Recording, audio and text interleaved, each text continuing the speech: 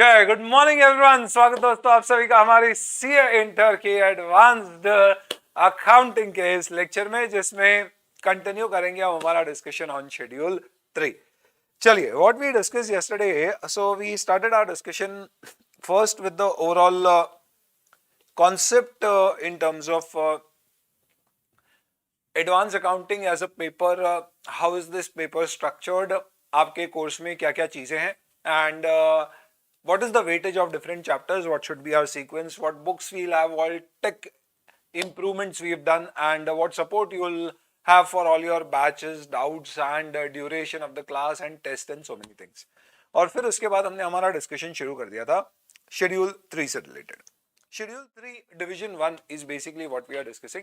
और हमने देखा कि जितनी भी कंपनियां अकाउंटिंग स्टैंडर्ड्स फॉलो करती है, वो सारी अकाउंटिंग स्टैंडर्ड फॉलो करने वाली कंपनियों को ये शेड्यूल 3 डिवीजन 1 के अनुसार अपने बैलेंस शीट और प्रॉफिट एंड लॉस को फॉर्मेट करना होता है, और जो जनरल इंस्ट्रक्शंस यहाँ पे दिए हैं वो फॉलो करना पड़ते हैं। हमारा जो सिस्टम है वो ऐसा है कि this is termed to be the part B of lecture 1, and once we complete lecture 1 part A and B, total of 3.5 hours, then we will do a revision of what all we have studied in the lecture part A and part B.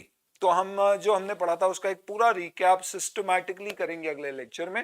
However, just to kind of get you back on track, हमने discuss किया था दोस्तों कि schedule 3 में कुछ principles और कुछ instructions दिए हैं जिससे आप फॉलो करेंगे अगर आप एक कंपनी है और आप अपने फाइनेंशियल स्टेटमेंट्स प्रिपेयर कर रहे हैं। ये क्या इंस्ट्रक्शंस थे? तो सबसे पहली बात शेड्यूल 3 ने कहा था कि अगर अकाउंटिंग स्टैंडर्ड की कोई बात हमसे अलग है तो आप वो फॉलो करिएगा, शेड्यूल 3 ना फॉलो करेंगे तो भी चलेगा।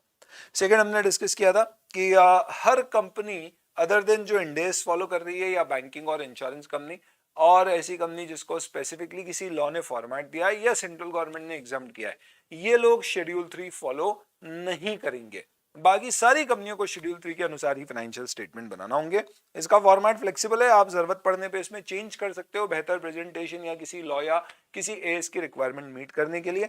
राउंडिंग ऑफ अप करना कंपलसरी है, इसमें अमेंडमेंट है। मिनिमम राउंडिंग ऑफ कितनी होगी आपकी? अगर आपकी total income less than 100 crore है तो हंड्रेड्स में, और अगर आपकी टोटल इनकम 100 करोड़ या उससे ज्यादा है तो एटलीस्ट लैक्स में। मैक्सिमम राउंडिंग ऑफ कितनी होगी? 100 करोड़ से कम वाले टोटल इनकम की कंपनीज की मिलियंस में, और companies with a total income of 100 crore और more up to crore. Comparative आपको मिनिमम 1 साल के देने अनलेस आपका फर्स्ट ईयर है। नोट्स में भी जितनी इंफॉर्मेशन है सबके कंपैरेटिव्स देने, और डिस्क्लोजर जो आप नोट्स टू फाइनेंशियल स्टेटमेंट में देंगे इसके अलग अलग पर्पस हो सकते हैं। उद्देश्य बेसिकली ये है कि शेड्यूल 3 की इंफॉर्मेशन मिनिमम इंफॉर्मेशन है, तो इसके बियॉन्ड आपके कोई एएस में लॉ में कोई इंफॉर्मेशन है तो वो आप अलग से नोट्स में डिस्क्लोज कर सकते हैं। ध्यान रखिएगा, नोट्स में डिस्क्लोज करने के कई तरीके हो सकते हैं। एक हो सकता है कि आप सब पॉइंट्स के फॉर्म में फर्दर डिटेल्स दे रहे हैं, एक हो सकता है कि आप पैराग्राफ फॉर्म में नरेटिव डिस्क्लोजर्स के फॉर्म में डिस्क्लोजर्स दे रहे हैं, और कई बार ऐसी इंफॉर्मेशन जो अदरवाइज डिस्क्लोज नहीं होती है उसे भी आप डिस्क्लोज करना चाहेंगे। यहां तक हमने डिस्कस किया था और हमने देखा था कि शेड्यूल 3 के हमारे डिस्कशन को हम डिवाइड करेंगे सिस्टमैटिकली कुछ पार्ट्स में। हमने जो कल डिस्कस किया है वो जनरल इंस्ट्रक्शंस है, पॉइंट नंबर 1। आज हमारा डिस्कशन शुरू होगा शेड्यूल 3 के सबसे इंपॉर्टेंट पार्ट से जो इंटरमीडिएट में आपके लिए रेलिवेंट है, जिसकी हेडिंग पॉइंट नंबर 2 कहा जाएगा जिसे, और जिसका नाम है करंट नॉन करंट क्लासिफिकेशन। चलिए, आपको ध्यान हो तो हमने डिस्कस किया था कि जो बैलेंस शीट का फॉर्मेट प्रिस्क्राइब्ड है उसके अंतर्गत करंट नॉन करंट क्लासिफिकेशन सिर्फ असेट्स और लायबिलिटीज का होता है। तो ये जो डिस्कशन हम करेंगे इसमें we will have to basically talk about what do we mean by current assets and what do we mean by non-current assets, and accordingly we will talk about what is current liability and what is non-current liability. आपको मेरी एक बात ध्यान रखना है, there is no current or non-current classification for equity or capital. ये सिर्फ assets और लाइबिलिटीज के लिए है। Equity capital, redeemable preference share capital capital है, तो उसमें कोई करंट नॉन करंट नहीं है, वो कैपिटल में ही शो होगा. अब how do I determine as to what is a current asset and what is a non-current asset? Basis क्या होता है इसका? चलिए, आई होप चलिए सब लोग मौजूद है जी. गुड मॉर्निंग, नमस्कारम, नमस्ते. चलिए, I hope everything is fine, सब कुछ दिख रहा है, कूल, लुक्स गुड. अब ये जो डिस्कस कर रहे हैं इसको बहुत ध्यान से समझिएगा दोस्तों, और बहुत ही हौले हौले स्टेप बाय स्टेप अपन आराम से आगे बढ़ेंगे. पर हमारे प्रोविजंस हमें एकदम अच्छे से क्लियर होना चाहिए, क्योंकि ये थोड़ा सा कंफ्यूजिंग है. सबसे पहले अपन अपना डिस्कशन शुरू करते हैं current assets and non current assets से. What is a current asset? तो ये जो भी मैं यहाँ पे आपको नोट्स में लिखाऊंगा, ये सब आपको आपकी ब्रह्मास्त्र में लिखा हुआ मिलेगा. तो सर यहाँ पर क्यों लिख रहे हैं, अभी आप लिखिए, मैं उसका लॉजिक भी आपको समझाऊंगा. अपनी कॉपी अपने आप में कंप्लीट होगी दोस्तों. ब्रह्मास्त्र हमारे लिए क्या है, एक एडिशनल टूल है जिसमें हमारे पास और बेहतरीन डिटेल्स होंगी, जिसे कैसे यूज करना है मैं आपको समझाऊंगा. तो अभी आप अपनी कॉपीज में नोट करिए. करंट एसेट को कहां डिफाइन किया गया है? तो जनरल इंस्ट्रक्शन पैरा 1, इनफैक्ट आप इसको ऐसे लिख सकते हैं, current asset is defined as per para 1 of general instructions to balance sheet of schedule 3 division 2. ध्यान रखना ये नॉट फॉर एग्जाम्स है, यानी कि this is basically for your ज्ञान. एग्जाम में कभी आपको इंटर में सच ये सब कोट करने की जरूरत नहीं पड़ती है. क्या डिफाइन किया है? It says asset is classified as current if. एक asset को क्लासिफाई करंट कब किया जाएगा? अगर if it is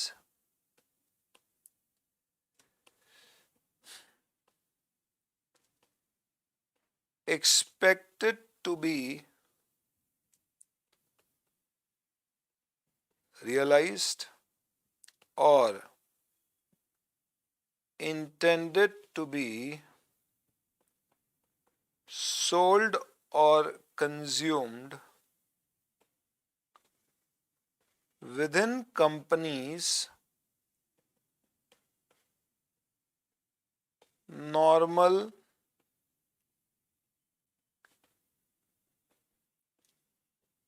operating cycle.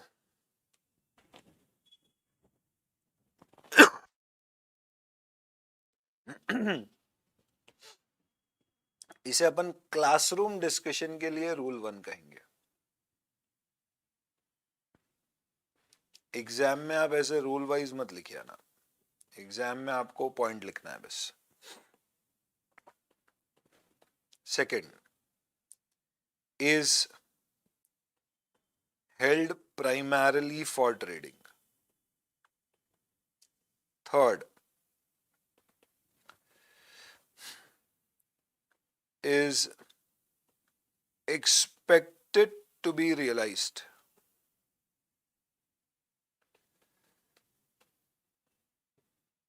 Within 12 months after the reporting period.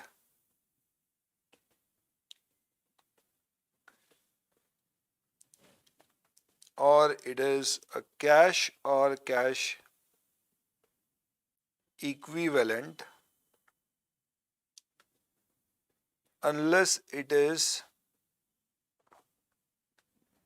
restricted from being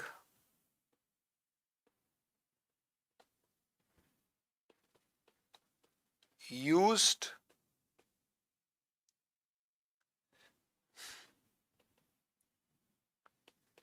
or from being encashed or used to settle a liability for more than 12 months after the reporting date.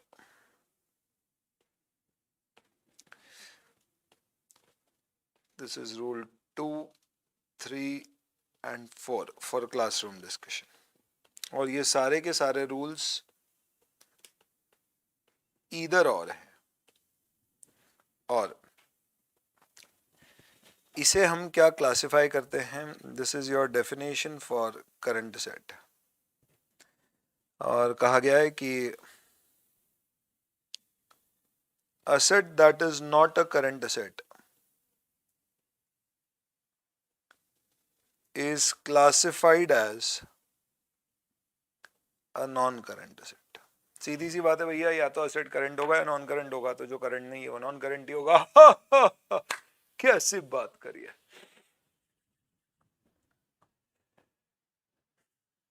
ये आपके कुछ rules हैं।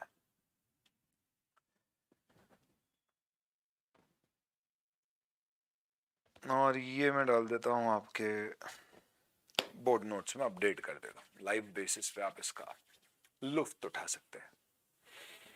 चलिए, बढ़िया चल रहा है। अब इसको एक एक करके समझते हैं।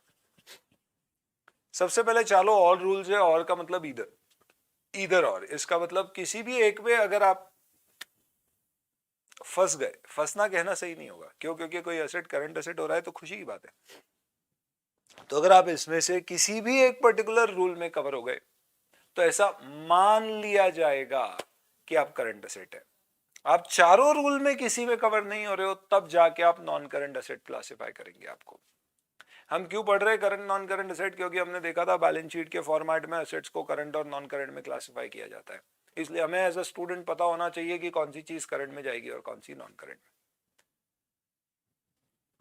इन चारों रूल्स में अगर आप देखोगे तो आप ये ले लीजिए कि रूल नंबर 3 एक जेनेरिक रूल है which is applicable and relevant for all categories of assets which are expected to be realised. तो अगर अब अपन इसमें फर्दर नोटिंग करें, और ये सब अपने एक्सप्लेनेशन का पार्ट हो गया, तो आई वुड से कि ये जो रूल है this is only relevant for, तो rule 3 is relevant for any asset. Rule 2 is specifically made for inventories only. The first rule is only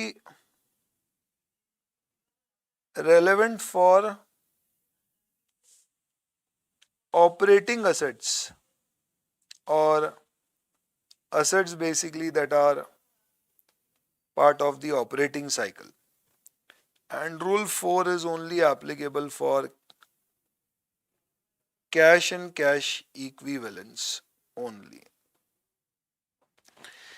When I say rule 1 is applicable only for operating assets or assets that are part of operating cycle or working capital, तो इसमें किस तरह की assets की बात हो रही है यहाँ पे? तो it will talk about assets like, let's say, debtors. It will talk about assets like advance to suppliers, prepaid expenses for business. You can even say inventories of work in progress, raw materials, इस तरह के assets. तो अब आपने क्या करना है, जब भी आपके सामने दोस्त कोई सवाल आएगा तो आपको सबसे पहले ये सोचना है कि यार ये करंट एसेट है क्या? जब आप ये सोचोगे कि ये करंट एसेट है क्या, तो आपको ये सोचना है कि अगर रूल लगाऊं तो कौन सा रूल लगेगा। नॉर्मली सुझाव ये है कि आप सबसे पहले तो रूल 3 सोच लो, क्योंकि रूल 3 सारी आइटम्स पे लगता है। अगर रूल 3 के अंतर्गत वो करंट हो रहा है तो और आगे दिमाग लगाने की जरूरत नहीं है, और अगर रूल 3 नहीं लग रहा है तो फिर आप देखिए वो नेचर ऑफ आइटम क्या है, and depending on that nature of item आप डिसाइड करिए कि उसके ऊपर बचे हुए में से कौन से रूल लगेंगे। यूजुअली रूल 2 और रूल 4 बहुत ही स्पेसिफिक है, यानी क्वेश्चन पढ़ के आपको समझ में आ जाएगा ये लगाना है या नहीं लगाना है, या इसका रेलेवेंस है या नहीं है। जैसे कि आप देखो स्पेसिफिकली इन्वेंट्री को इंस्टीट्यूट ने कह दिया है कि भैया, इंस्टीट्यूट ने मतलब सर ये तो मिनिस्ट्री ऑफ कॉर्पोरेट अफेयर्स का शेड्यूल 3 है, इसमें आईसीआई कहां से आ गया? अरे वाह, क्या सवाल पूछा है तुमने, बहुत बढ़िया बेटा, तुम तो सुनने के साथ साथ दिमाग भी चला रहे हो, शाबाश। इंस्टीट्यूट ने कह दिया सर, इसका मतलब क्या है? तो दोस्तों, ये जो शेड्यूल 3 डिवीजन 1 है, इसके ऊपर आईसीआई ने गाइडेंस नोट दिया है। गाइडेंस नोट वो क्या होता है सर? बेटा, आईसीआई जब किसी चीज को अनिवार्य रूप से आपको कहता है कि इसको ऐसे ही अकाउंट करना है, तो उसके लिए वो स्टैंडर्ड जारी करता है। और जब आईसीआई किसी चीज के ऊपर आपको रेकमेंड करता है कि इसे इस तरह से अकाउंट फॉर करिए, अनलेस आपके पास कोई एक सॉलिड रीजन है ऐसा नहीं करने का, यानी वो किसी चीज को आपको रेकमेंड करता है, तो उसे गाइडेंस नोट कहा जाता है। इसके अलावा एक स्टेटमेंट नाम की चीज भी होती है, which is also mandatory, but जो इंडियन कॉन्टेक्स्ट में काम आए। स्टैंडर्ड नॉर्मली इंटरनेशनल रेलेवेंस के होते हैं। खैर छोड़िए उन बातों को।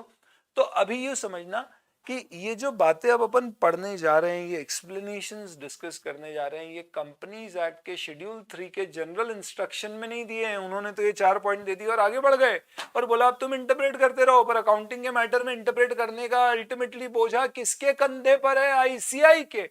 तो आईसीआई ने जारी किया एक guidance note on schedule 3 for as based financial statement. और उस गाइडेंस नोट में जो बातें करी है, वो बातें अब अपन यहाँ पे एक्सप्लेनेशन के फॉर्म में डिस्कस करेंगे, जिससे अपने करंट नॉन करंट एसेट का क्लासिफिकेशन थोड़ा सा अपने दिमाग में क्लियर होगा।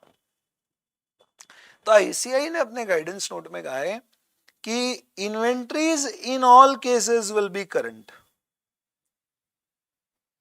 ये क्लियर हो गया, inventories are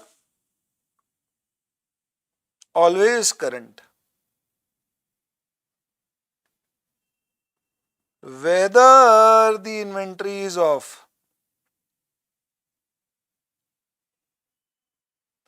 raw material or work in progress or finished goods or even spares which are classifiable as inventory। Normally spare part वगैरह में अगर लाइफ 1 साल से ज्यादा होती है तो फिर उसे अपन पीपीई के अंतर्गत ले जाते हैं, और लाइफ अगर विद इन 1 ईयर होती है तो वो इन्वेंट्री में आता है। तो आईसीआई ने क्लैरिफाई कर दिया भैया, एग्जाम में आपको कोई लिखने की जरूरत नहीं है, आईसीआई क्लैरिफाइज, आप सीधे लिख सकते हो कि ऐसा होता है। अब चाहो तो गाइडेंस नोट का रेफरेंस दे दो, पर अपने कोर्स में गाइडेंस नोट नहीं है इसलिए रेफरेंस देते नहीं। तो सर पढ़ क्यों रहे? क्योंकि करंट नॉन करंट अपने कोर्स में, शेड्यूल 3 का फॉर्मेट भी आपके कोर्स में, हालांकि आपके अकाउंटिंग पेपर 1 का पार्ट है, पर अपन पेपर 5 में इसलिए कवर कर रहे हैं कि वहां अगर कहीं कोई लूज एंड्स रह गए हो तो यहाँ कवर हो जाए। तो ये बात तय हो गई कि इन्वेंट्री हमेशा करंट है, और इन्वेंट्री में raw material, work in progress, finish goods, spare part जो इन्वेंट्री क्लासिफाई होती है, more on that when we study let's say PP या इन्वेंट्रीज जो आपने ग्रुप 1 में पढ़ा होगा। तो अगर वो इन्वेंट्री क्लासिफाई हो रही है तो वो हमेशा करंट है। तो अगर आपको कभी प्रस्थान करने के लिए ऐसा सवाल दे दिया जाए, कैसा सवाल? तो let me ask you a question, let's see if you are all ready. यहाँ पे मैं आपके सामने एक पोल रख रहा हूँ। Company has stock of finish goods lying in stock since last 3 years, whether it is still classifiable as a current asset। तो क्वेश्चन यह है कि हमारे पास 3 साल से इन्वेंट्री में फिनिश गुड्स का स्टॉक रखा हुआ है, क्या इसे अभी भी मैं करंट असेट क्लासिफाई करूं या ये नॉन करंट असेट हो जाएगा? And let's see what students have to say। और यहाँ पे मैं आपके सामने पोल दे रहा हूं,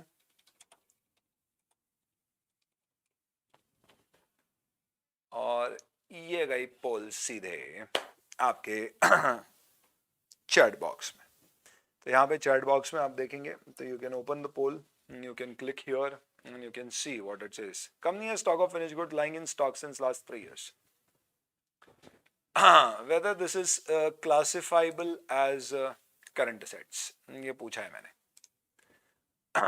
और ऑप्शन दिए हैं yes it is a current asset, no it is not a current asset. मैं टिक करता हूं yes it is a current asset क्योंकि inventory are always current asset. yes मुझे congratulations मिला है. And we have seen 87% of the student have given the correct answer, 13% attempted it incorrectly, and correct answer is yes it is a current asset and explanation is as inventories are always current. ये इसके पीछे इसका logic है. तो यानी आपके दिमाग में वो जो कॉन्सेप्ट आया ना 12 महीने वाला, उसको हटा दीजिए दिमाग से. क्यों हटा दीजिए दिमाग से? फॉर द सिंपल रीजन कि आप अभी तक सोचते हो 12 महीने में जो इनकैश होगा वो करंट और बाकी नॉन करंट. तो दोस्तों आप सोच रहे हो मन में लिक्विड और इलिक्विड, जबकि क्वेश्चन है करंट और नॉन करंट. हाँ किसी ने बोला सर विंडोज पे लैग आ जाता है टेलीग्राम पे, तो नो प्रॉब्लम. विंडोज का लैग का हमने सोल्यूशन मैंने ऑडिट की क्लास में बता दिया था, वो कल से मिल जाएगा. आज के लिए अपन भले वहां पे यूज कर लेंगे. एक चीज ध्यान रखिए, अगर लैग आया है आपका, क्योंकि पोल्स इतने समय तक अटेम्प्ट करोगे उतने समय वीडियो रुक जाता है आपका, तो आप बाहर जाके वापस अंदर आ जाइए, तो आप एकदम लाइव टाइमिंग्स के साथ मैच कर लेंगे. चलिए, किसी ने बहुत अच्छा जवाब दिया है, दीपेश शाबाश. यस करंट असेट्स और नोट्स टू अकाउंट्स में हम इंफॉर्मेशन ये शो करेंगे कि ये असेट है करंट पर लिक्विड नहीं है, क्योंकि ये 12 महीने से ज्यादा हो चुके हैं, रियलाइज नहीं हुआ है. बहुत बढ़िया Deepesh, very good. This is something which we call as fair presentation. शाबाश बेटा. तो ये बात क्लियर हो गई कि इन्वेंट्री किसी भी फॉर्म की हो, कैसे भी क्वेश्चन घुमा घुमा के पूछे, आपका आंसर क्या होगा कि इन्वेंट्री करंट होगी. ये बातों ही बातों में अपन ने रूल 2 डिस्कस कर लिया है. अब अपन सबसे इंपॉर्टेंट रूल्स पे आते हैं, which is rule 1 and rule 3. 1 क्या कहता है? अगर कोई चीज आपके नॉर्मल ऑपरेटिंग साइकिल में रियलाइज, कंज्यूम या सेल होने की एक्सपेक्टेशन या इंटेंशन है, तो आप उसे करंट क्लासिफाई करो. तो इसका मतलब ये हुआ कि रूल 1 का रेलेवेंस सिर्फ कौन सी आइटम्स के लिए जो ऑपरेटिंग साइकिल में यूज होती है. तो अब इस पूरे डिस्कशन को 2 मिनट के लिए चलो अपन होल्ड पे डालते हैं और अपन समझते हैं what do we mean by operating cycle. आइए, बहुत ब्रीफ में डिस्कस कर रहा हूं, अभी मैं पूरा ऑपरेटिंग साइकिल नहीं पढ़ रहा, एक छोटा सा डिस्कशन लिखते हैं ऑपरेटिंग साइकिल के ऊपर.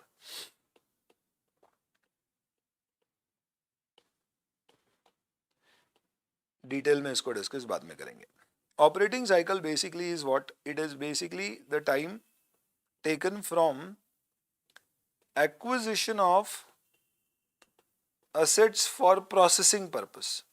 यहाँ पे असेट मतलब पीपी, फिक्स असेट नहीं है. असेट मतलब raw material, goods, inventories. Time from acquisition of assets for processing till their realization in cash और कैश इक्विवेलेंट्स. इसे ऑपरेटिंग साइकिल कहते हैं. अब मैं आपको इसके पीछे लॉजिक समझाता हूं. देखो बातों ही बातों में मैं आपको एक चीज बता रहा हूं कि करंट और लिक्विड के बीच में एक फर्क होता है. लिक्विड यानी रूल 3, जो 12 महीने में रियलाइज होने वाला है उसे आप लिक्विड कह सकते हो. पर करंट में इसके अलावा 3 और रूल्स है जिससे कोई चीज करंट बन सकती है, भले ही वो लिक्विड नहीं. लॉजिक क्या आप समझना. करंट मतलब रोटेट होते रहता है, मूविंग है. बोले तो एक कंपनी है जिसका काम है, लेट्स से फॉर एग्जांपल घर बना बना के बेचना. होता है भैया, ऐसी कंपनियां होती, सुनी होगी आपने. तो let's say for example Raheja builders हैं या डीएलएफ फॉर दैट मैटर है. ये क्या करते हैं? ये टाउनशिप्स डेवलप करते हैं पूरी की पूरी, और वहां पे घर in form of building flats बनाते हैं, और उन्हें बना के फिर ये क्या करते हैं, इसको आगे सेल करते हैं. मुझे बताओ बात, क्या आपको लगता है कि एक टाउनशिप बनाने में 12 महीने या उससे कम का समय लगता होगा? सवाल ही नहीं उठता. भैया जमीन खरीदने के बाद अप्रूवल होता है, अप्रूवल के बाद में कंस्ट्रक्शन शुरू होता है, 3-3, 4-4, 5-5 साल लग जाते हैं पूरा कंस्ट्रक्शन होके फ्लैट्स को हैंडओवर करके लोगों को वहां पर रहने के लिए लाने तक. अब आप समझिए कि हमारी कंपनी का एक नॉर्मल साइकिल है कि यार 4 साल के पीरियड में एक जगह एक प्रोजेक्ट शुरू होने से लेके उसको पूरा बेच के उसके जो पैसे रिकवर करने का प्रोसेस है उसमें 4 साल लग जाते हैं. अब आप एक चीज बताओ मुझे कि सपोज फॉर एग्जांपल मैंने क्या किया, एक जमीन खरीदी. जहां पे मैं क्या करूंगा, बिल्डिंग्स बनाऊंगा। मैंने सीमेंट खरीदी, सरिया खरीदा, वो सब वहां पर रख दिया है, जिससे मैं क्या करूंगा, आई विल क्रिएट बिल्डिंग्स। आप बताइए क्या ये अभी 12 महीने में इनकैश होने वाली है? नहीं, इसको तो रिकवर होने में 4 साल लगेंगे।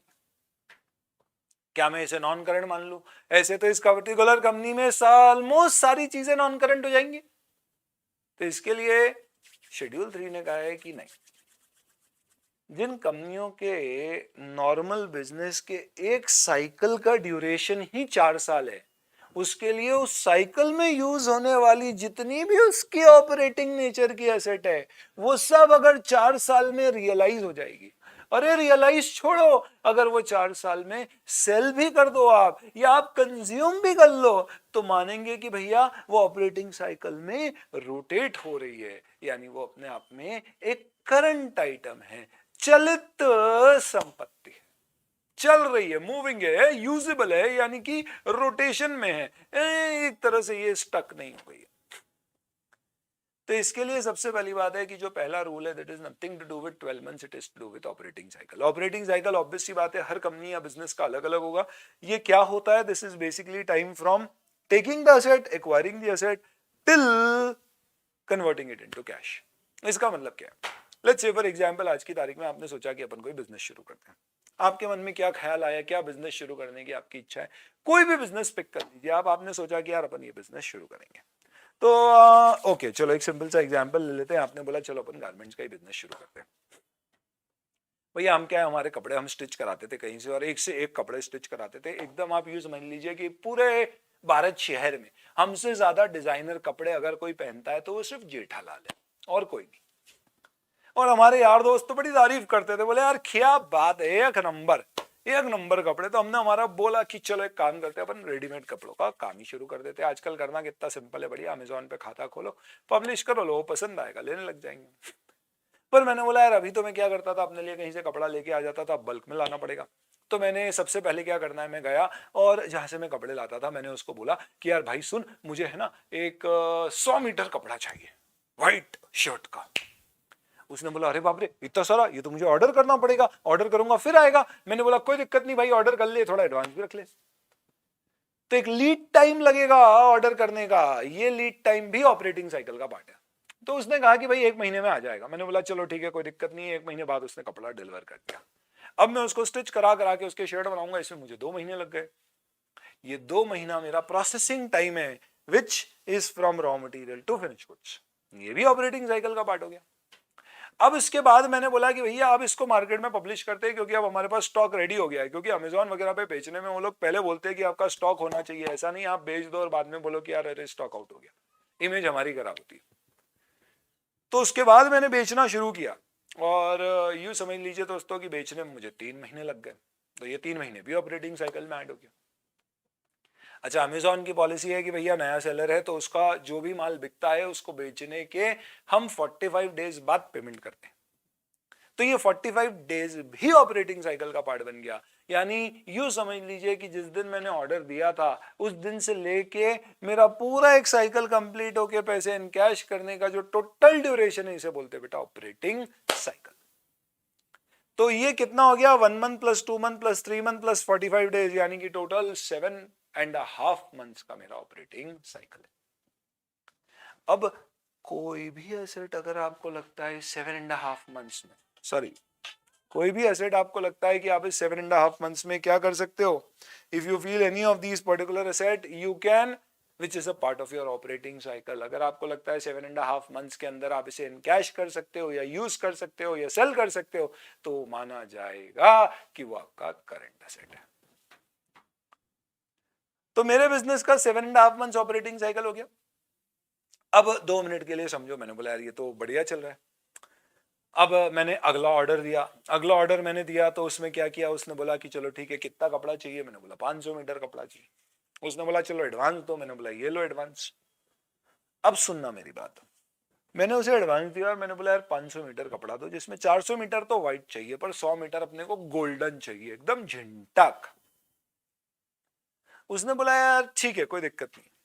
पर प्रॉब्लम ये है कि वो जो गोल्डन वाले कपड़े का मैंने एडवांस दिया है वो कपड़ा आएगा ही 8 महीने बाद। उसने बोला यार ये ऑन ऑर्डर बनेगा और आएगा ही 8 महीने बाद। तो सबसे पहली बात बताओ मेरी बुक्स में असेट क्या आ रहा है? Advance to supplier. दूसरी बात, यहां पे गुड्स कितने समय बाद आएंगे? 8 महीने बाद। क्या ये ऑपरेटिंग साइकिल के अंदर आ रहे हैं? तो इसका मतलब रूल 1 के अनुसार ये एडवांस टू सप्लायर करंट नहीं होगा, ये करंट नहीं होगा क्योंकि ऑपरेटिंग साइकिल के बियॉन्ड चले गए। अब आप इसके ऊपर बाकी के रूल लगा लो। रूल 2 लगेगा क्या? नहीं। इन्वेंट्री आ गई होती तो रूल 2 लगता, ये सिर्फ एडवांस है तो रूल 2 नहीं लगेगा।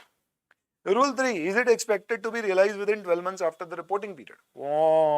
ये तो लग गया सर। कैसे लग गया?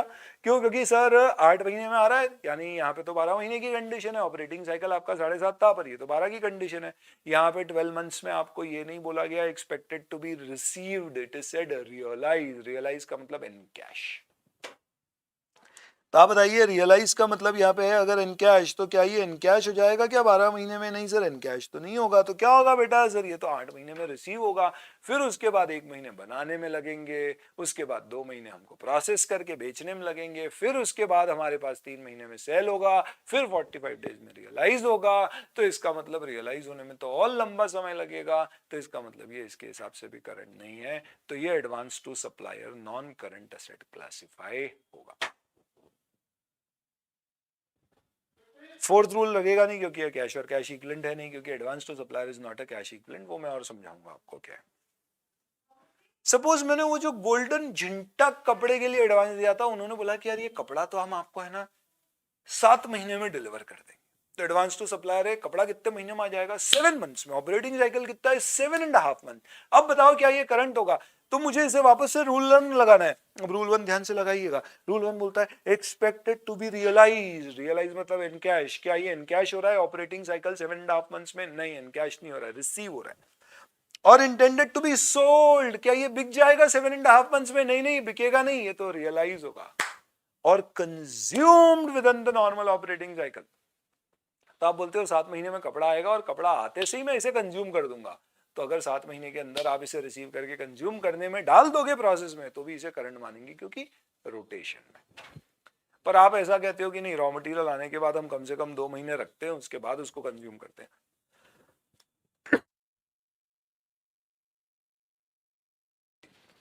तो फिर उस पर्टिकुलर केस में आपको कहना पड़ेगा कि अच्छा रिसीव 7 महीने और 2 महीने कंजम्पशन के, तो 9 महीने हो गए। 9 महीने ऑपरेटिंग साइकिल 7.5 मंथ्स, तो रूल 1 में तो ये करंट नहीं हो रहा। फिर आपको देखना है क्या 12 महीने में बिक के रियलाइज हो जाएगा, इनकैश हो जाएगा। अगर ऐसा है तो रूल 3 में करंट हो जाएगा, नहीं तो ये करंट नहीं होगा। एक और इंपॉर्टेंट चीज आपको ध्यान रखना है, रूल 1 में आपको जो चेकिंग करना है, ये कब से चेक करना है? This is to be checked from the transaction date, जिस दिन आपका असेट आया है, बुक्स में रिकॉर्ड हुआ है।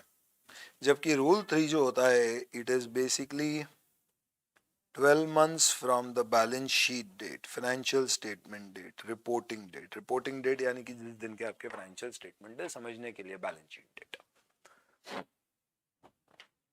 तो इसका मतलब क्या है? आप कोई भी क्वेश्चन अगर हैंडल करोगे तो बड़ी सावधानी के साथ आपको समझना पड़ेगा कि किसको करंट किसको नॉन करंट कैसे डालना है अपने को। ठीक है, चलिए।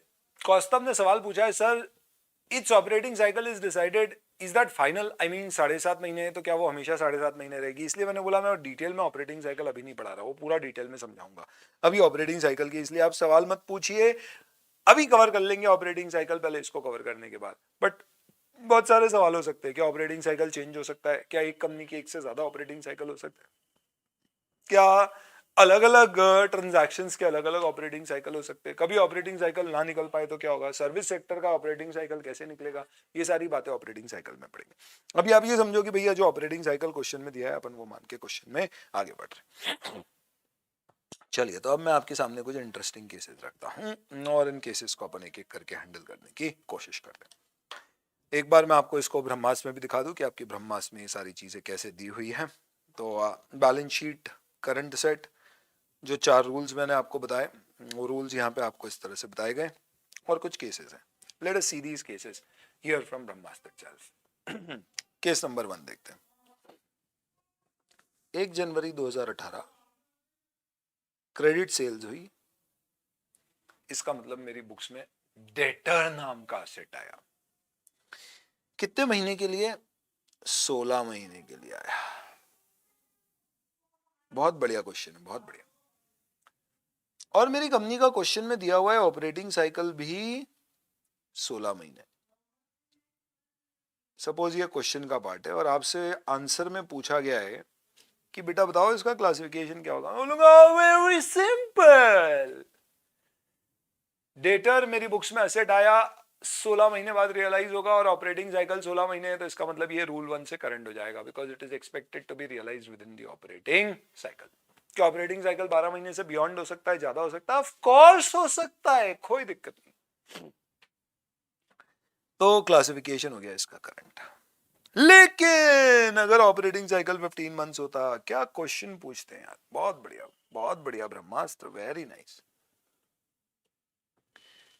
क्वेश्चन में दिया गया है कि अगर आपका ऑपरेटिंग साइकिल 15 मंथ्स है और अब आपका डेटर 16 महीने का है, तो मेरा नॉर्मल ऑपरेटिंग साइकिल 15 महीने का है, पर मैंने किसी को माल उधारी पे बेचा और 16 मंथ्स का क्रेडिट पीरियड उसको दिया है, तो ये ऑपरेटिंग साइकिल में रियलाइज होगा क्या, नहीं होगा?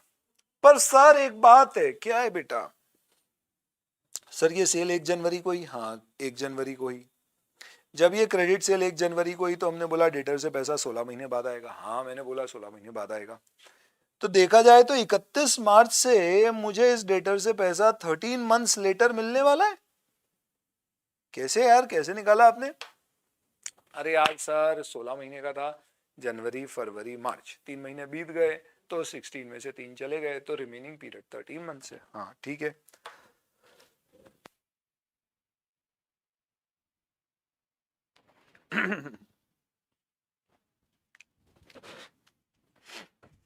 Excuse me.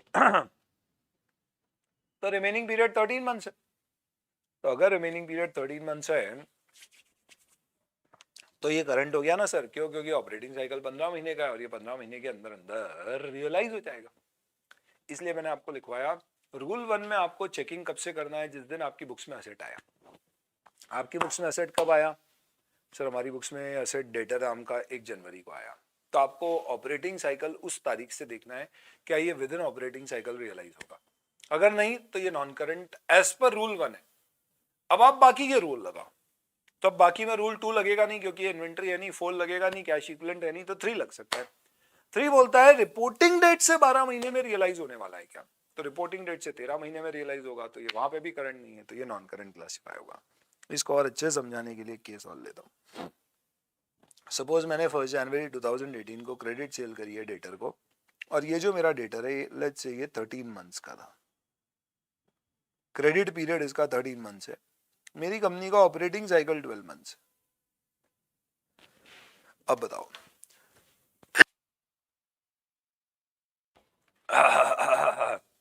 अब बताइए, क्या इस केस में मैं इसे 31 मार्च 2018, ये मेरी बैलेंस शीट डेट है बेटा। अच्छा मैंने ये बताया नहीं आपको, oh my God, current non current के क्लासिफिकेशन का रेलेवेंस कब है? जब आप बैलेंस शीट बनाओगे।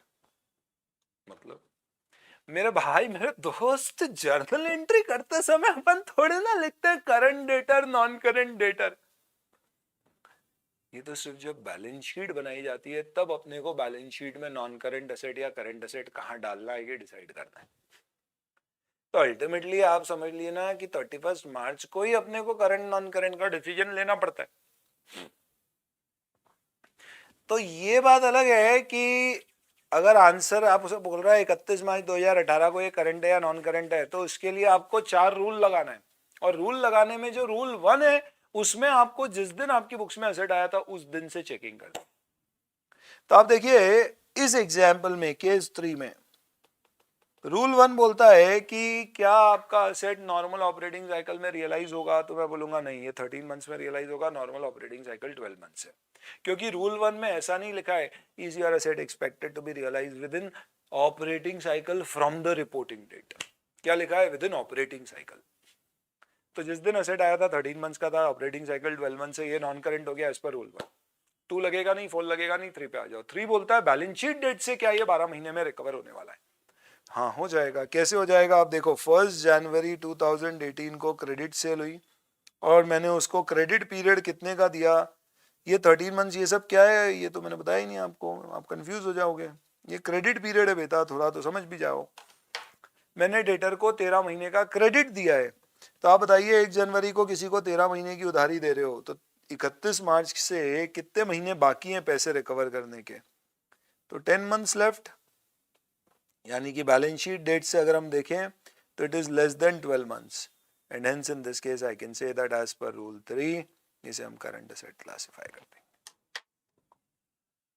बहुत बढ़िया, तो ये करंट असेट क्लासिफाई हो जाएगा 31 मार्च 2018 पे and the reason for that is going to be rule 3 यो। ठीक है दोस्त, तो इस तरह से आपको इसको हैंडल करना पड़ता है। बड़ा इंटरेस्टिंग केस है ये, बड़ा इंटरेस्टिंग सवाल है।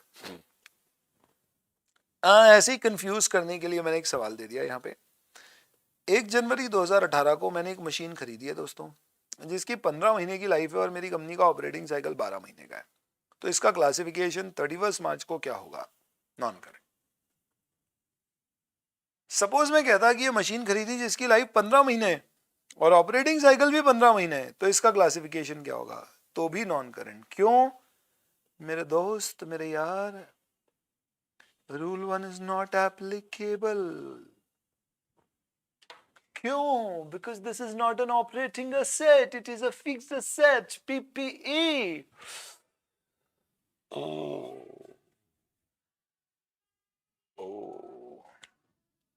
आया आया आया समझ में। मतलब आप क्या कह रहे हो?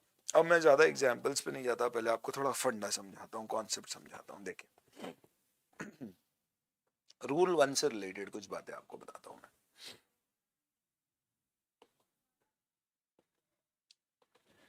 रूल 1 में क्या चीजें ध्यान रखनी है आपको? 1, it is only relevant for operating assets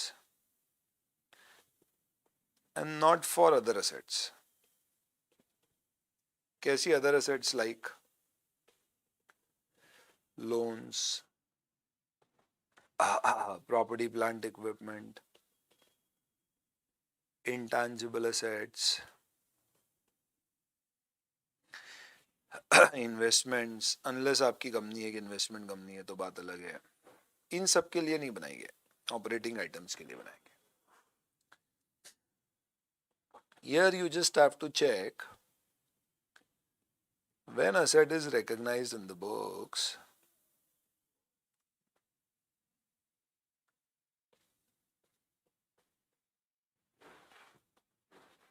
whether it is expected to be realized or just sold or consumed, anything within the company's normal operating cycle. If so, then current. Else it is not current as per this rule. Always remember, assets like PP, capital work in progress, इन सब के लिए कभी भी इसका कोई relevance नहीं. It has no relevance whatsoever. Irrelevant है.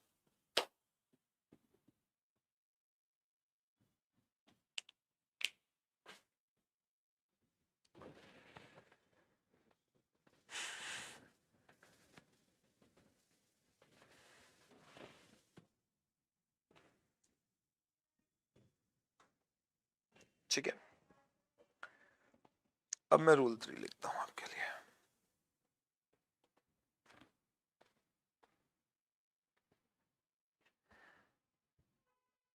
Rule 3 में आपको चेक क्या करना है? तो check whether asset will be realized in cash, and if so, then check whether it will be encashed within 12 months from the balance sheet date.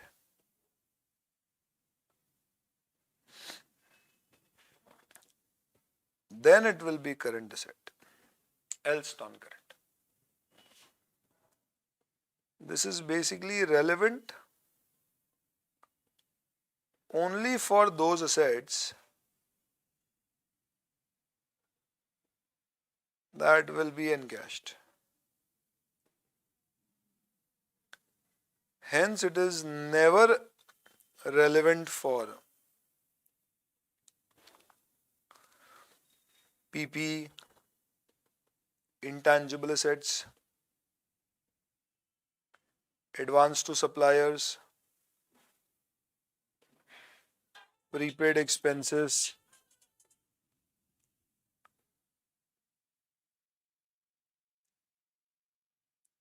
as these are not realized in cash.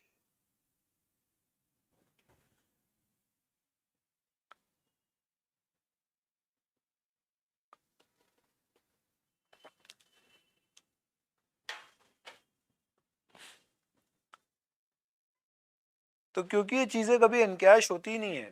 क्यों encash नहीं होती sir? ऐसा क्यों बोल रहे हो आप encash नहीं होती है? लैग क्यों आ रहा है?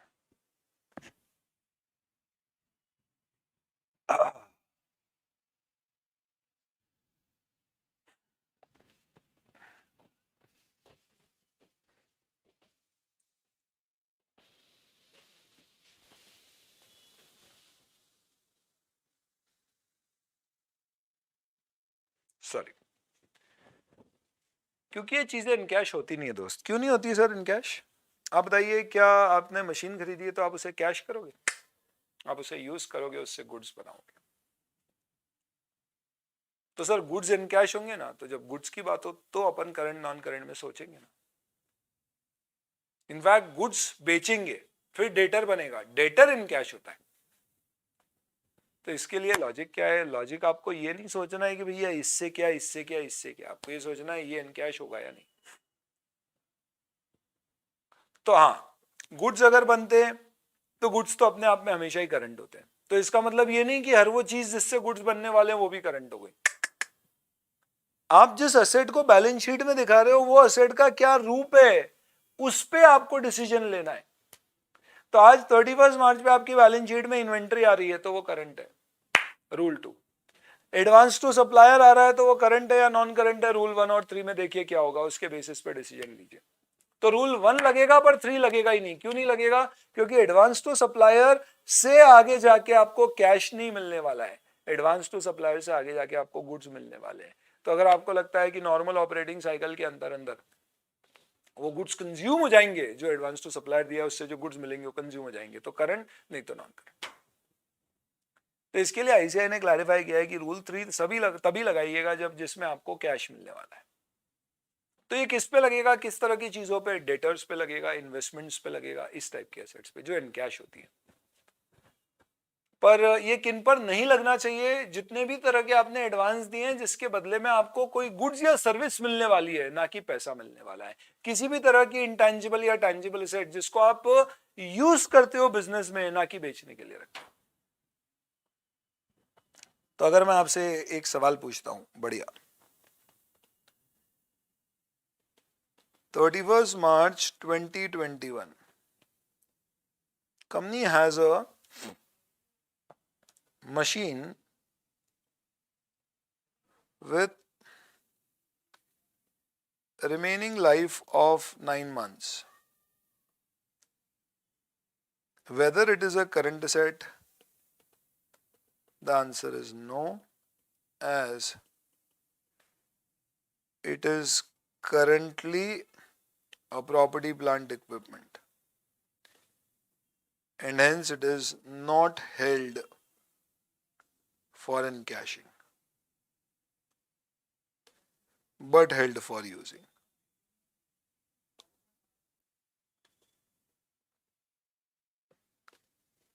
Hence it is not current asset in either of the 4 rules. Honestly speaking इस पे रूल 1 भी नहीं लगेगा, 2 भी नहीं लगेगा, 3 भी नहीं लगेगा, 4 भी नहीं लगेगा. 3 इसलिए नहीं क्योंकि एन कैश नहीं होगी, 1 इसलिए नहीं क्योंकि ऑपरेटिंग आइटम नहीं है, 2 इसलिए नहीं क्योंकि इन्वेंटरी नहीं है, 4 इसलिए नहीं क्योंकि ये कैश इक्विवेलेंट नहीं है। तो इसको आपको नॉन करंट ही क्लासिफाई करना। तो इसके बेसिस पे कुछ जनरलाइजेशंस हैं जो बनाए जाते हैं।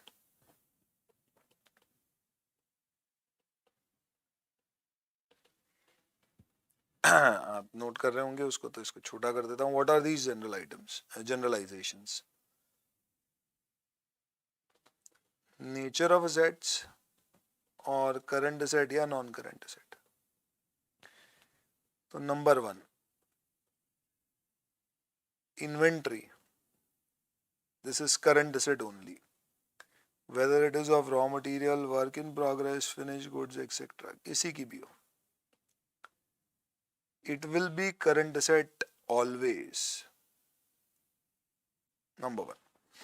Number 2, cash and cash equivalent, current asset always unless it is restricted. Restrict कर रखा है इसको तो बात अलग है, वो अभी अपन डिस्कस करते हैं। अदरवाइज ये हमेशा करंट असेट, स्पेसिफिक पॉइंट है। Then PP, intangible assets, capital work in progress और intangible under development, ये हमेशा नॉन करंट असेट्स होंगी, भले ही इसकी लाइफ ऑपरेटिंग साइकिल से कम ज्यादा हो, रिमेनिंग लाइफ 12 महीने से कम ज्यादा हो, कुछ भी हो। Capital advance, what is capital advance? This is basically an advance to acquire a capital asset. तो इससे आगे आपको क्या मिलने वाला है? Capital asset. तो रूल 1 नहीं लगेगा क्योंकि ऑपरेटिंग आइटम नहीं, और 3 नहीं लगेगा क्योंकि आपको जो मिलने वाला है वो कैश नहीं है, कोई मशीन है या असेट है जो आगे आप यूज करोगे, बेचोगे नहीं। तो ये भी हमेशा नॉन करंट असेट ही होगी।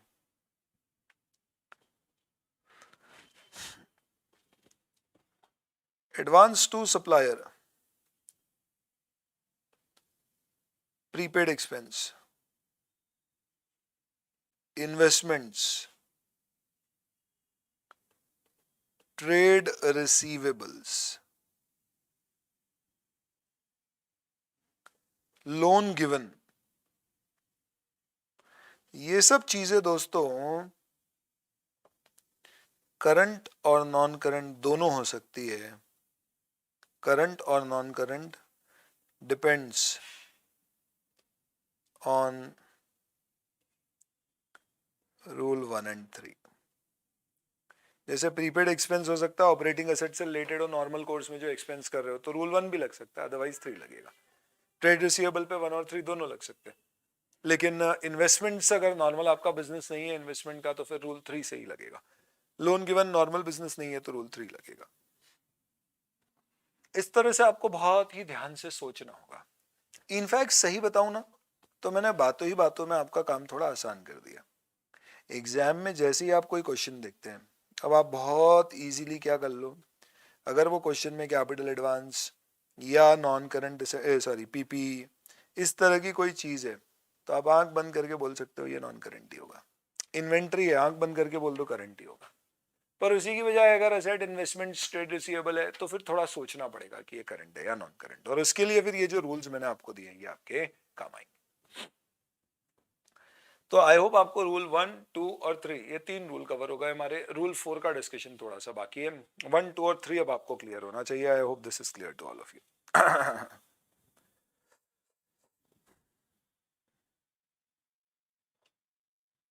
हालांकि इसके ऊपर अब मुझे कुछ क्वेश्चंस आपसे पूछने की चाहत है, और अगर आप आदेश दें तो मैं पूछता हूं।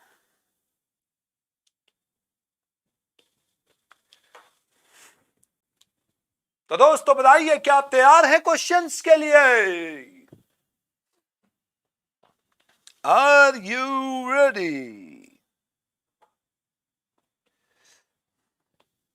Let's have some examples. Are you ready?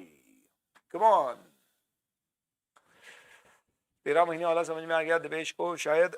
Okay sir, note कर रहे थे, नोट करना है, ये लीजिए, नोट कर लीजिए, गूगल ड्राइव पे भी डाल देते हैं इसको। ये आ गए 1 करोड़ आपके खाते में। क्या बात कर रहा सर, ये नोट 1 करोड़ का है क्या? अरे यार क्या ज्ञान की कीमत है। चलिए, वो ज्ञान जो आपका समय बचाए और आपको दूसरों से आगे ले जाए वो बेशकीमती है। Let's come to few examples. Are you ready? Some people do say yes. Noise. चलिए पहले एग्जाम्पल लेते हैं बाबा। Question number 1,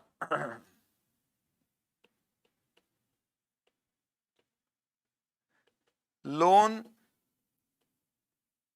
given to employ for 5 years। ध्यान रखना मैंने लोन लिखा है, एडवांस नहीं लिखा। Loan given to employ for 5 years of 50 lakh, repayable 10 lakh per annum from next year। Classify करो।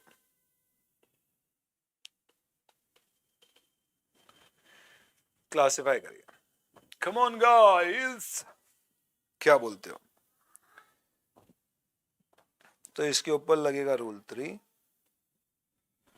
रूल 3 कहता है if it is expected to be realise 12 months after the reporting date current, तो मैं बोलूंगा 10 lakh is expected to B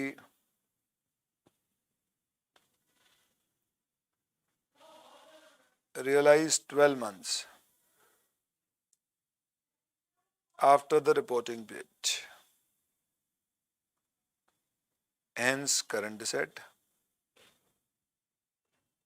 balance 40 lakh non current asset. तो इससे आपको एक चीज और समझ में आ गई कि एक एसेट के 2 क्लासिफिकेशन भी अलाउड है, एक पार्ट करंट में और एक पार्ट नॉन करंट में जा सकता है। मैंने कहीं भी ऐसा नहीं बोला है कि एसेट पूरा या तो करंट होगा या पूरा का पूरा नॉन करंट होगा। तो you can do this classification, no problem with that, बिंदास कर सकते हो आप ऐसा। ठीक है, चलिए। Prepaid insurance premium for 3 years 30,000। Classify if operating cycle is 1 year 12 months। तो आंसर रूल 1 हम बोलेंगे 10,000 prepaid insurance is current asset and the balance 20,000 is non-current asset। Why 10,000 current? As it is estimated to be consumed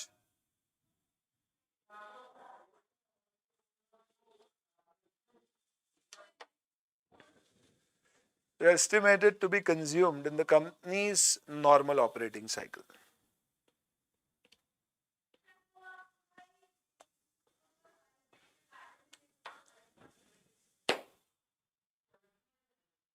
ऐसा। चलिए, बढ़िया आ रहे हैं जवाब, आ रहे हैं शानदार, नाइस, कूल। तो इस केस में 10,000 करंट और 20,000 नॉन करंट। सर ये तो पैसे मिलने ही नहीं वाले हैं, तो करंट क्यों? ऑपरेटिंग साइकिल के कारण, रूल 1 के कारण। क्योंकि नॉर्मल ऑपरेटिंग साइकिल में जो कंज्यूम होगा तो वो कंज्यूम होने वाला जरूरी नहीं है गुड्स ही हो, सर्विसेज भी कंज्यूम हो सकेगी, तो इसलिए वो करंट और बाकी नॉन करंट। अगला एग्जाम्पल, प्रिलिमिनरी एक्सपेंस। ये क्या होता है? जब कंपनी इनकॉर्पोरेट होती है तो हमने उस समय कुछ खर्चे किए। 50,000 which is shown as asset to be written off as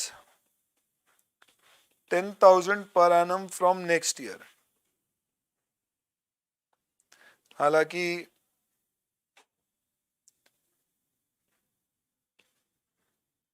this treatment is not allowed, this accounting treatment is no more permitted। पर अभी सिर्फ करंट नॉन करंट समझाने के लिए मैं ये एग्जाम्पल ले रहा हूं, क्योंकि आप ऐसा करते आए हैं बचपन से।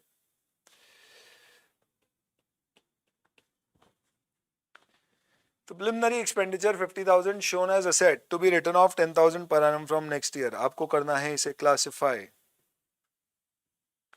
कैसे करेंगे आप इसे classify? आंसर क्या होगा आपका? आप लिखेंगे पूरा 50,000 non current asset as rule 1, 2, 3 और 4 not applicable. 1 इसलिए नहीं क्योंकि this is not operating asset, not an operating asset, neither it is an inventory, this will not be realized slash encashed क्योंकि ये तो खर्चा हो चुका है, इसमें पैसे मिलने नहीं है. This is not cash or cash equivalent of course. तो कोई रूल नहीं लग रहा है तो अनफॉर्चुनेटली आपको पूरा 50,000 नॉन करंट असेट में डालना पड़ेगा. किसी बच्चे ने बोला है सर फर्स्ट वाला एग्जाम्पल एक बार दोबारा बता दीजिए. Why not? तो अविरल पहले वाले केस में आप एक चीज समझो, जो चीज 12 महीने में रियलाइज हो जाएगी या उम्मीद है रियलाइज हो जाएगी वो करंट है. तो एक असेट में अगर एक भाग 12 महीने में इनकैश होगा और बाकी का भाग बाद में इनकैश होगा तो जितना भाग 12 महीने में इनकैश होगा वो करंट और बाकी का भाग क्या हो जाएगा? Non current. तो ऐसा हो सकता है क्या सर कि एक ही एसेट को बैलेंस शीट में अपन करंट और नॉन करंट में स्प्लिट करके दिखाए? बिल्कुल हो सकता है बेटा, बिल्कुल हो सकता है, कोई दिक्कत नहीं, हमेशा पॉसिबल है ऐसा, एकदम चलेगा, कोई दिक्कत नहीं, बिंदास.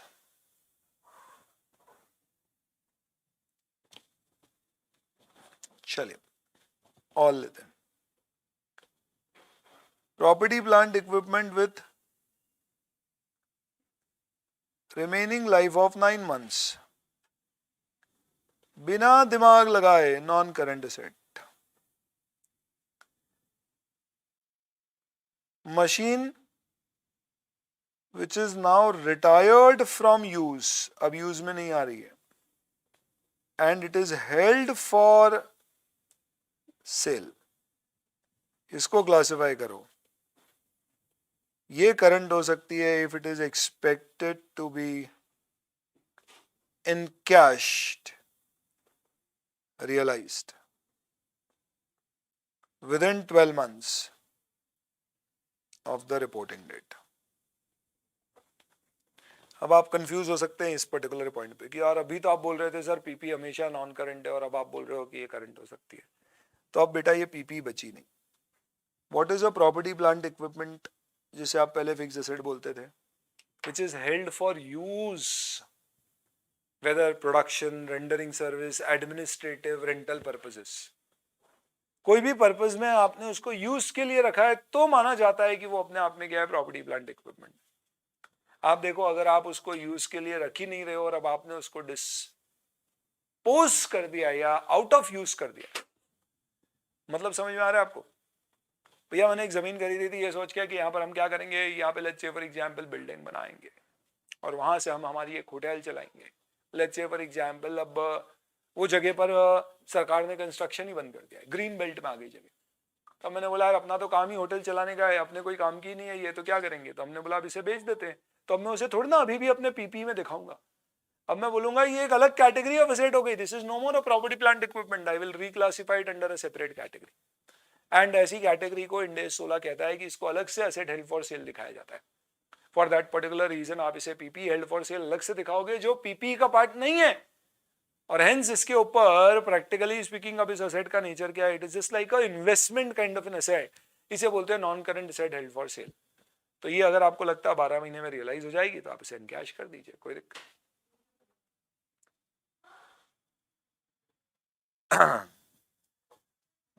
10%. अच्छा पहले वाले क्वेश्चन में इनका इशू ये है कि ये 10 lakh per annum from next year दिया है. इसका मतलब क्या है? आपको और अच्छे से चाहिए तो आप यूँ लिख लो कि 31 मार्च 21 में हमारा 50 लाख रुपए का लोन है जिसमें रीपेमेंट होगा कब से? 31 मार्च 22 से 10 लाख, फिर 31 मार्च 23 पे 10 लाख और ऐसे चलते रहे. तो क्योंकि यहाँ पे आप बैलेंस शीट बना रहे हो 31 मार्च 2021 की, तो इससे 12 महीने के अंदर अंदर ये 10 लाख रुपए आपको मिल जाएंगे, तो इसलिए ये करंट है और उसके बाद के नॉन करंट है, ऐसा है। नेक्स्ट ईयर का ये मतलब होता है। ऐसे आ जाते हैं छोटे छोटे क्वेश्चन मन में, तो इसके लिए अपन इसीलिए तो एग्जाम्पल्स ले रहे हैं इतने सारे। चलिए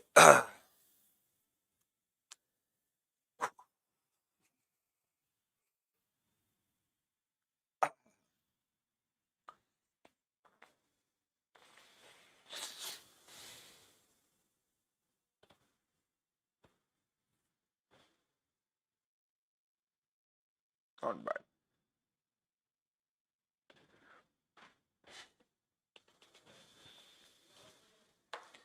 अब देखें, अब थोड़ा सा रूल नंबर 4 को मैं इलैबोरेट करूंगा। रूल 4 कहता है कि अगर कोई चीज कैश या कैश इक्विवेलेंट है तो वो करंट है, सीधी सी बात है। क्या सीधी सी बात है सर, कैश इक्विवेलेंट क्या होता है, अब ये समझाइए। ओके बेटा, अभी समझाता हूं।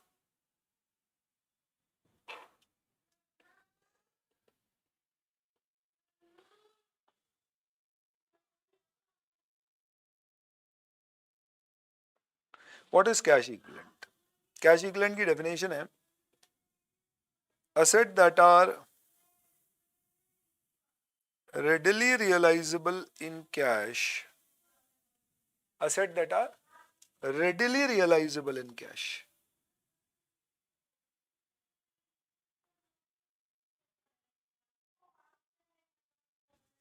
asset that is readily realizable in cash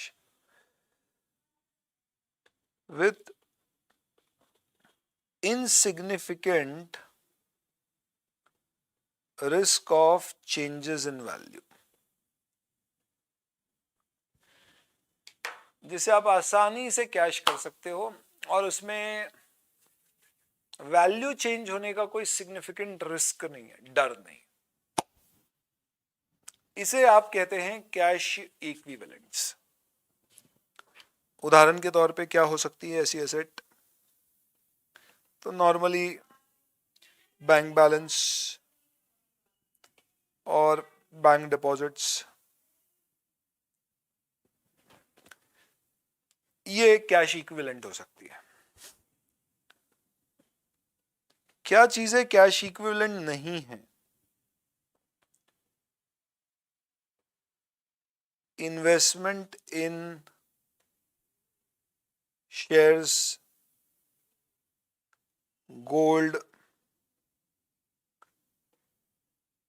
mutual funds, etc., as they have significant risk of changes in value. हाँ, अगर आप कोई डेट सिक्योरिटी में इन्वेस्ट कर रहे हो जहां पे वैल्यू बहुत ज्यादा चेंज नहीं होती है, एक फिक्स रेट ऑफ इंटरेस्ट मिलता है, जैसे कि एफडी हो गई या कुछ डिबेंचर्स हो गए, तो वो कैश इक्विवेलेंट हो सकती है प्रोवाइडेड वो रेडिली रियलाइजेबल है। अब सवाल आता है रेडिली रियलाइजेबल का क्या मतलब है? तो ICI has clarified that readily realizable means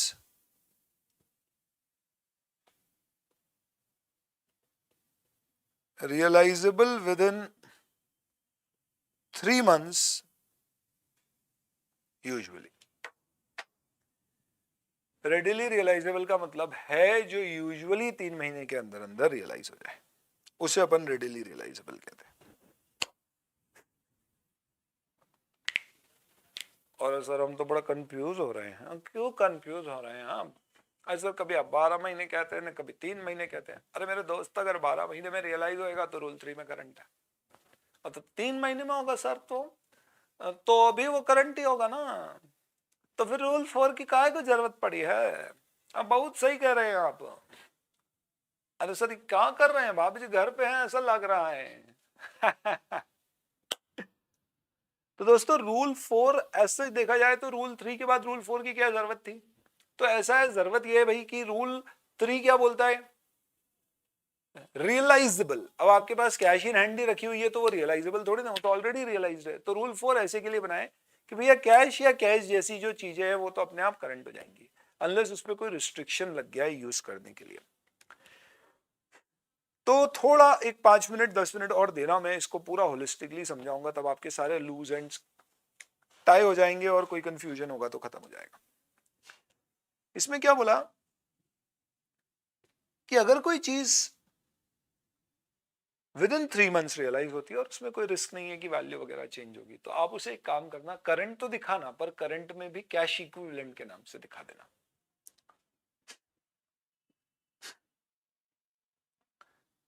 अब इसमें दो बातें, हमें इसमें क्या लीगल टेन्योर देखना है या पास्ट एक्सपीरियंस, हमारा इंटेंशन देखना है। और दूसरा, सपोज हमारे पास कैश या बैंक बैलेंस है पर किसी कारण से हम उसे यूज नहीं कर पा रहे, तो उसका क्या इंपैक्ट होगा। तो इसके लिए व्हाट हैज बीन क्लैरिफाइड, देखिए, uh, management intention, past practices are relevant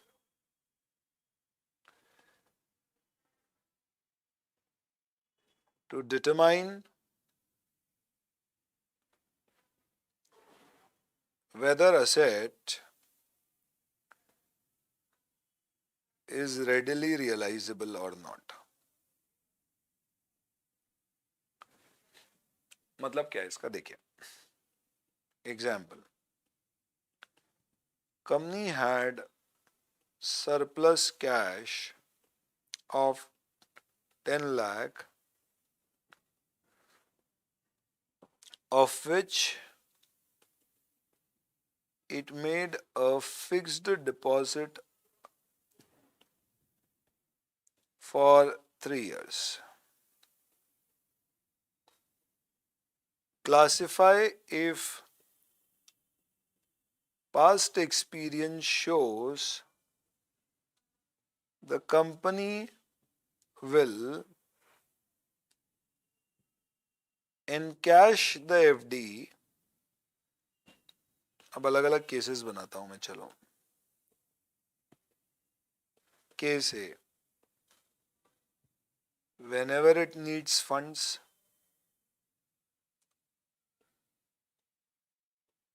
case B, within 12 months usually, case C, on maturity usually.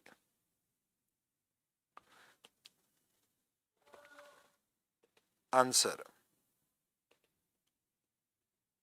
case 1 में it is a current asset and will be classified as cash equivalent. Case 2 में it is current asset but it will be classified as cash and bank balances.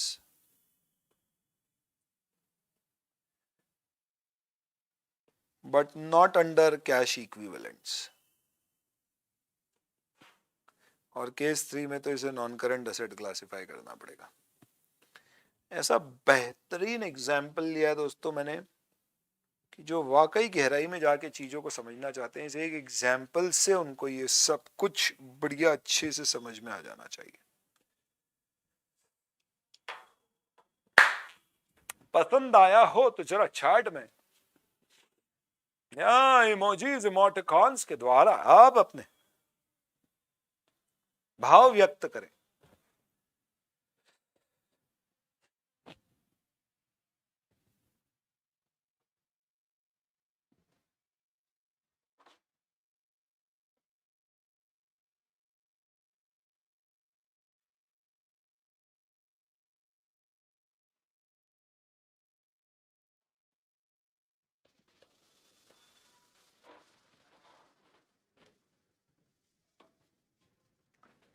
Ji, what do you say? Suggest. हो बहुत बहुत धन्यवाद प्रत्युष भाई आपका।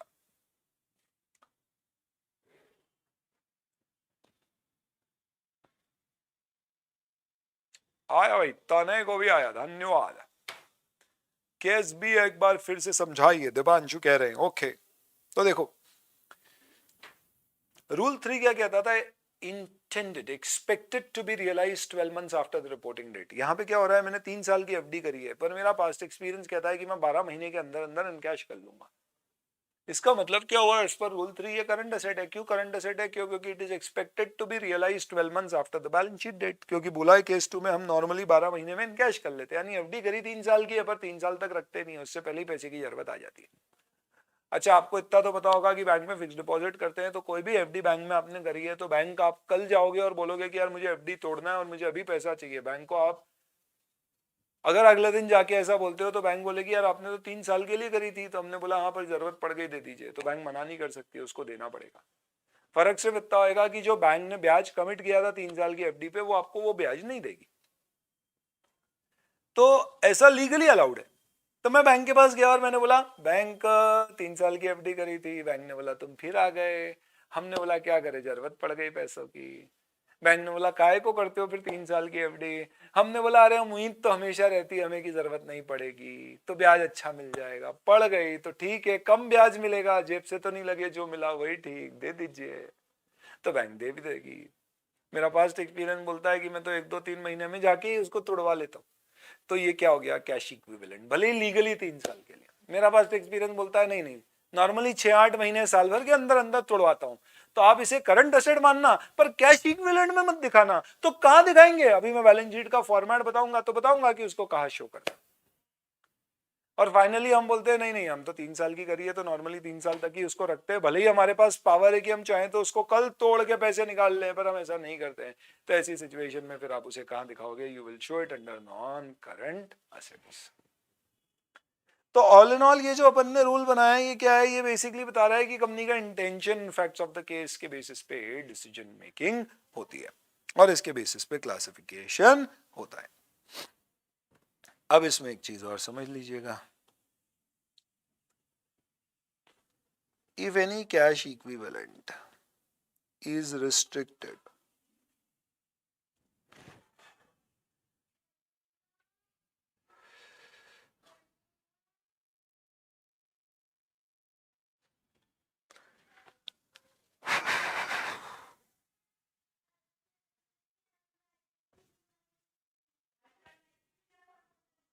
if any cash equivalent is restricted from being used for 12 months from reporting date,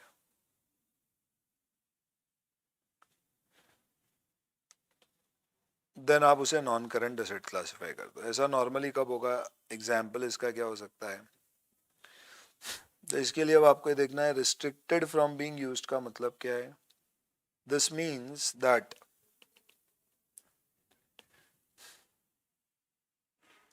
it cannot be encashed or even used to settle a liability। बढ़िया example लेता हूं दोस्तों, एक और एग्जाम्पल आपको बहुत पसंद आएगा, आप तारीफ करेंगे शायद। Let's say company has deposited, company ने क्या किया, डिपॉजिट किया है क्या, 10 lakh in GST cash ledger account and government prohibits withdrawal of this amount in cash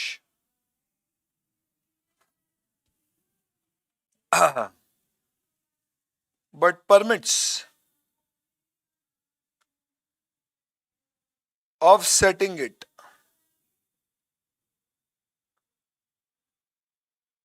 against your GST output tax liability।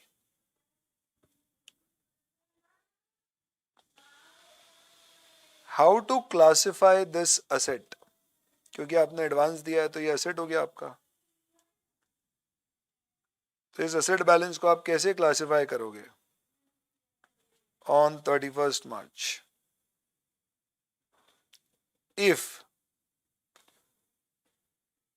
company's annual GST liability is more than 10 lakh, if company's annual GST liability is around 6 lakhs per annum only. Answer, ये पूरा current asset होगा, यहाँ पे 6 lakh current asset और 4 lakh non current asset. In no case it will be shown under cash equivalent.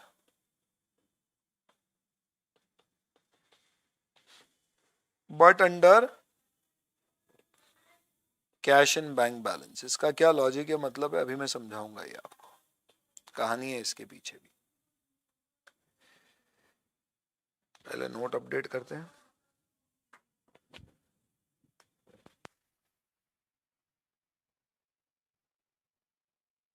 किसी ने पूछा है सर कि ऑपरेटिंग साइकिल अगर 3 महीने की है तो ऑपरेटिंग एसेट 3 महीने के अंदर अंदर कंज्यूम, सेल या रियलाइज होगा तो करंट हो जाएगा. बिल्कुल सही है, पर फिर भी उस पर रूल 3 तो लगेगा. तो अगर आपको लगता है कि वो एसेट इनकैश होगा और 12 महीने में हो जाएगा तो रूल 3 में भी वो करंट हो सकता है. अब आप कोई एग्जैक्ट एसेट का एग्जाम्पल लेके पूछेंगे तो मैं और बेहतर समझा पाऊंगा. अब आप ये वाला देखिए, जीएसटी में आपने पैसे जमा कर दिया. अब इसे मैं करंट दिखाऊं या नॉन करंट, कैसे क्लासिफाई करूं इसको? तो सीधी सी बात है, अगर आपने जीएसटी में पैसा एडवांस में जमा किया है तो आप क्या बोलोगे, यार ये है तो मेरा असेट, क्योंकि मैं इससे अपनी लाइबिलिटी सेट ऑफ कर सकता हूं. तो रूल 4 क्या कहता है, कैश इक्विवेलेंट को आप नॉन करंट क्लासिफाई तब करोगे जब आप 12 महीने तक आपको लगता है कि आप उसको यूज नहीं कर पाओगे कोई लाइबिलिटी सेटल करने के लिए. अब ये बड़ा कंफ्यूजिंग है एक्चुअल में, ये रूल ही गलत बनाया है इसे, क्योंकि कैश इक्विवेलेंट की डेफिनेशन 3 महीने की और बाद में बोलते हैं 12 महीने. तो आईसीआई ने बोला है कि सुनो, रूल 4 में आप सबसे पहले एक चीज समझ लो कि कैश इक्विवेलेंट करंट असेट है. इसका मतलब ये नहीं है कि कैश इक्विवेलेंट नहीं है तो करंट असेट नहीं है. कैश इक्विवेलेंट वो जो विद इन 3 मंथ्स आपका रियलाइज हो जाता है, वो कैश इक्विवेलेंट भी है और करंट असेट भी है. पर अगर कोई चीज 3 महीने में नहीं पर 3 महीने से ज्यादा पर 12 महीने में रियलाइज हो रही है तो वो करंट असेट तो है पर कैश इक्विवेलेंट नहीं है. तो every cash equivalent is a current asset but not every current asset has to be a cash equivalent. ऐसा बोलने के लिए बोल सकते हो. सेकंड, एक और चीज रूल 4 बताता है कि कोई अगर आपके पास कैश या कैश जैसा बैलेंस है जिसको आप अगर 12 महीने तक कोई लाइबिलिटी सेटल करने के लिए यूज नहीं कर सकते हो तो फिर आप उसे नॉन करंट मानना, अदरवाइज करंट मानना. तो मेरा कोई बैंक में बैलेंस रखा हुआ है, सरकार ने मेरे बैंक अकाउंट को सीज कर दिया.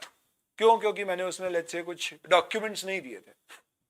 मुझे लगता है मैं वो डॉक्यूमेंट कल दूंगा, कल खुल जाएगा, तो वो बैंक बैलेंस को आप कैश इक्विवेलेंट दिखा सकते हो. पर लेट्स से बैंक ने मेरे खाते को सीज कर दिया. और क्यों सीज किया? उन्होंने कहा है कि भैया अब ये बैंक में जो आपका पैसा है ये सीज कर दिया गया, अब आप इस पैसे को 6 महीने तक यूज नहीं करोगे, ये एज ए सिक्योरिटी हमने जब्त कर रखा है. तो 6 महीने के बाद यूज हो जाएगा, तो इसका मतलब ये करंट एसेट है पर कैश इक्विवेलेंट नहीं.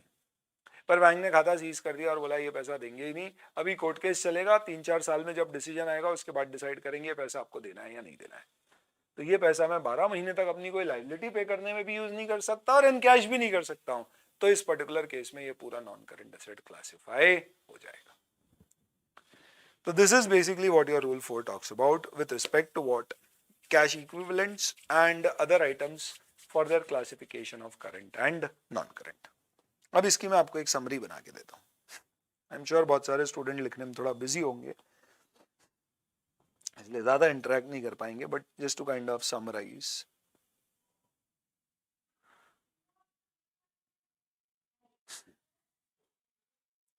If if an asset which is in nature of cash and cash equivalent, या थोड़ा कंफ्यूज हो जाओगे आप, ऐसे नहीं, ऐसे लिखते हैं.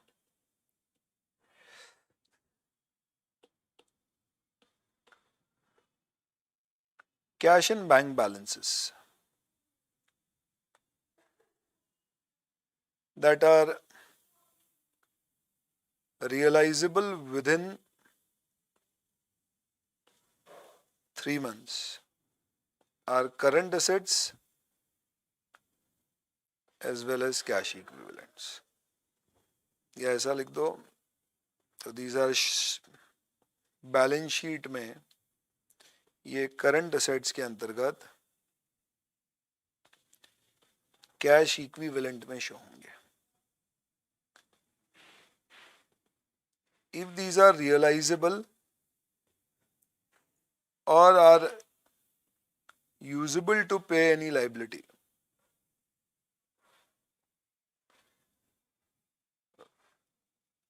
within 12 months but after 3 months, more than 3 months. तो ये बैलेंस शीट में करंट असेट्स में कैश इक्विवेलेंट की बजाय इसको other cash in bank balance के नाम से शो किया जाता है. ये यहां आएंगे. अगर ये आफ्टर 12 मंथ्स है तो फिर इसे बैलेंस शीट में आप इसे नॉन करंट असेट्स के अंतर्गत दिखाएंगे, कुछ भी नॉमेनक्लेचर देके. ये आपकी पूरी समरी है, इससे सब कुछ क्लियर हो जाना चाहिए.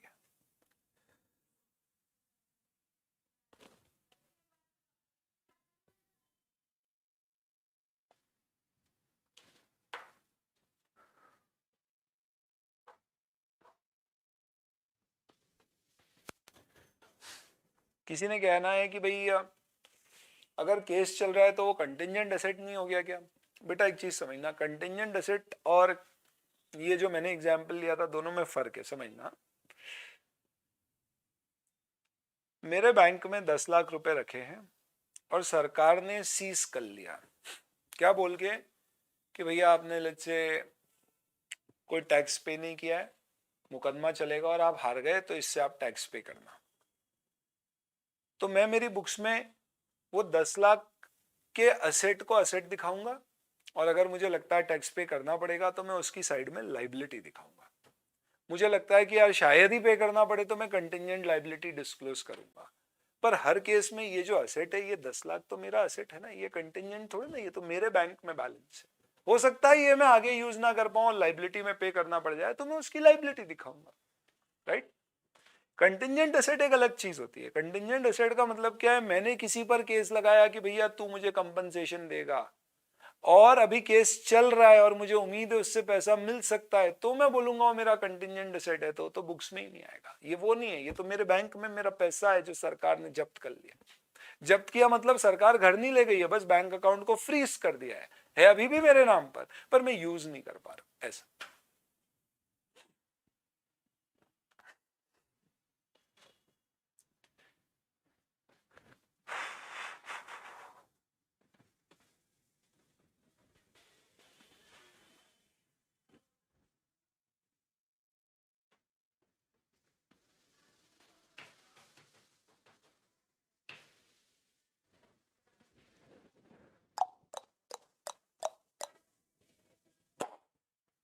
ओके. बाप रे यार, इस तो बच्चों को बहुत दिमाग के ऊपर लोड लगा है. चलिए दोस्तों, दो ही तरीके दोस्तों पढ़ने के, एक है पढ़ लो पूरा और एक है मत पढ़ो. अधूरा भी नहीं पढ़ने जैसा ही है. तो अगर अच्छे से पढ़ना है तो शुरू में आपको थोड़े से ऐसे हो सकता है कि आपका दिमाग एकदम से झंझोड़ा जाएगा, आपको लगेगा क्या हो रहा है. बट फिर एक बार जब आप सारी चीजें कर लोगे, फिर उसके बाद आप क्या करोगे, आप आईसीआई को बोलोगे ला फिरंगी ला, जितने क्वेश्चन लेके आने ला सारे सॉल्व करके तुझे बताएंगे कैसे सॉल्व. क्योंकि कंसेप्ट अपने एक बार अच्छे सॉलिड फाउंडेशन अपना बिल्ड हो गया. बहुत बढ़िया. चलिए दोस्तों, तो अपन आईसीआई को जाके बोले ला फिरंगी ला, उससे पहले कुछ एक आध दो क्वेश्चंस और ट्राई कर लेता हूं. मैं पीछे के पेज पे जा रहा हूं. कूल. अच्छा, कैश इक्विवेलेंट पे एक बात और बोलनी थी, वो भी लिख लीजिए.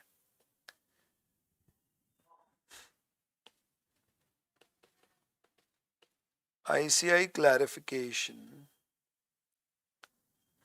on bank overdraft.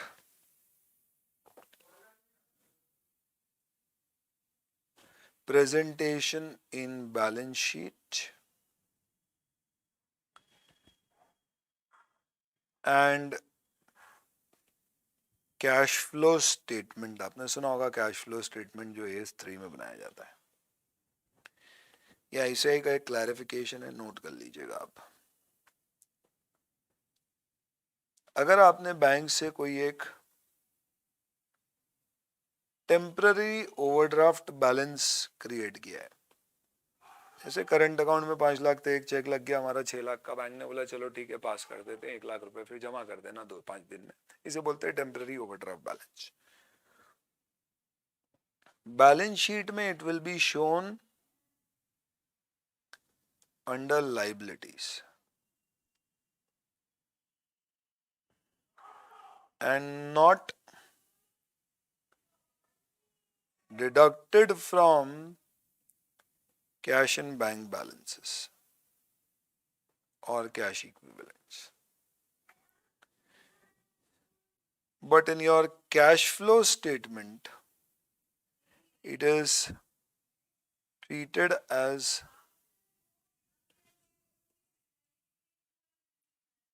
a negative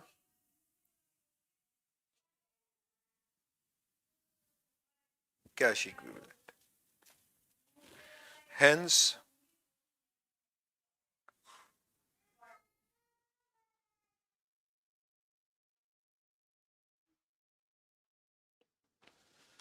reduce from cash and cash equivalent.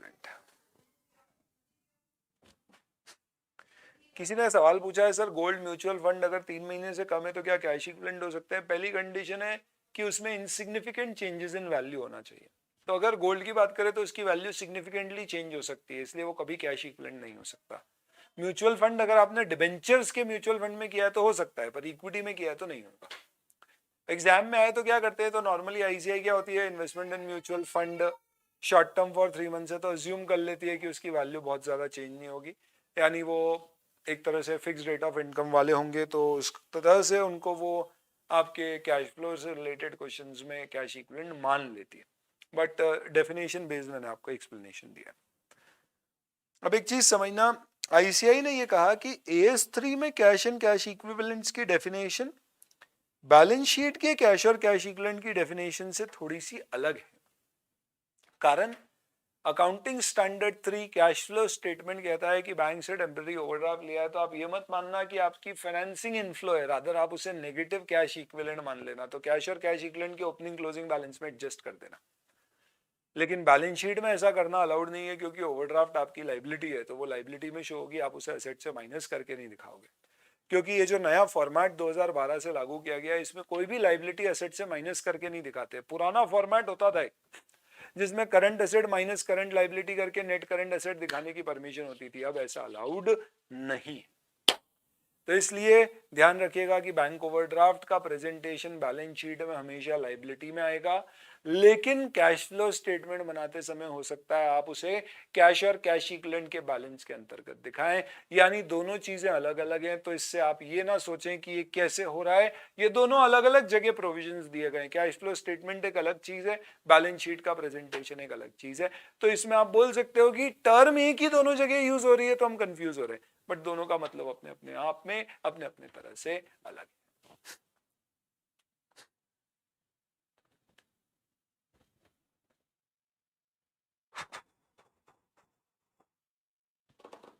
ठीक है जी, चलिए नोट अपडेट कर दें जी सर।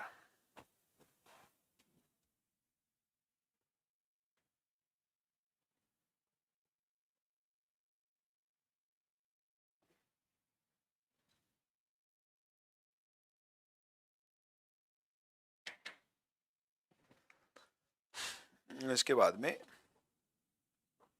एक दो क्वेश्चन थोड़े से और पूछने थे, पूछ लेता हूं। 31 March 2022 is my balance sheet date. ठीक है, डेटर ऑफ 10 लाख जिसकी ड्यू डेट है 31 जनवरी 2023, but is expected to repay only by 31 मई 2023 और he is expected to pay only by 31st May 2023. Classify it in the balance sheet of 31st March 2022. क्या होगा classification बताइए। इस case में मेरा debtor is due within 12 months but expected to pay after 12 months of reporting date. How do I classify my data? Current asset or non-current asset?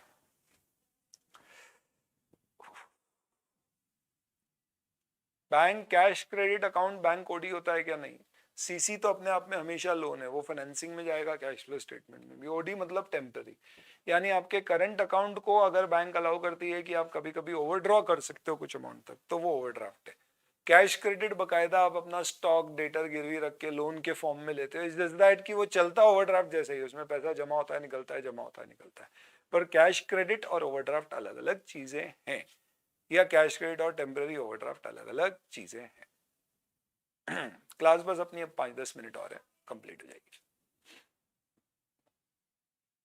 चलिए बताइए कैसे classification है। हाँ, कुछ लोग यहाँ पे भी दे रहे हैं आंसर, कुछ के यहाँ पर भी आ रहे हैं, बहुत बढ़िया।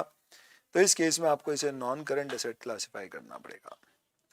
अच्छा हुआ ये क्वेश्चन पूछना ही था, क्योंकि मालूम था बढ़ कर देते हैं बच्चे, क्योंकि वो ध्यान देते नहीं हैं इस बात पे कि यहाँ क्या लिखा है। Rule 3 says expected to be realized. expected का मतलब होता है expected। वाह सर वाह, क्या बात बोली, आया समझ में? तो क्या लिखा है? expected to be realized। और expected का मतलब क्या है? आपको उम्मीद क्या है कितने समय में रियलाइज करोगे आप, ना कि ड्यू डेट क्या है। तो असेट्स के केस में क्योंकि हर जगह शब्द एक्सपेक्टेड या इंटेंडेड लिखा है, इसलिए आपको हमेशा एक्सपेक्टेड पीरियड देखना है। तो आप बोलेंगे कि ये नॉन करंट एसेट है, as this is expected to be realized after 12 months। ठीक है, तो ड्यू डेट नहीं देखना, एक्सपेक्टेड डेट देखना है। That is something which is important for us here. Cool, wonderful.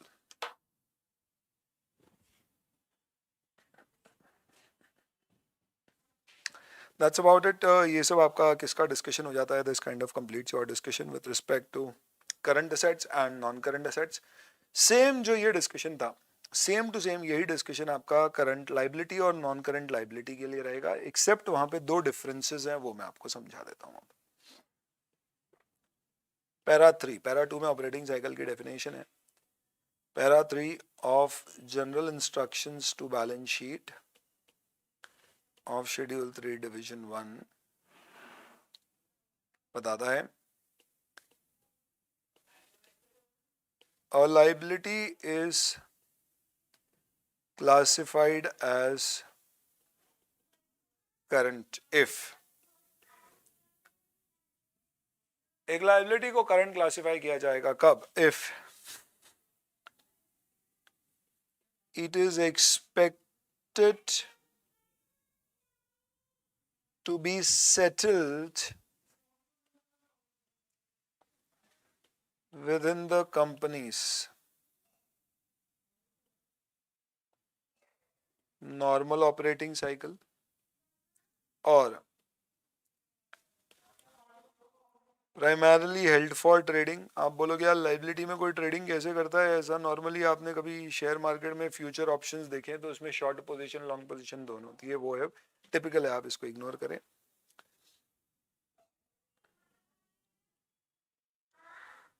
Due to be settled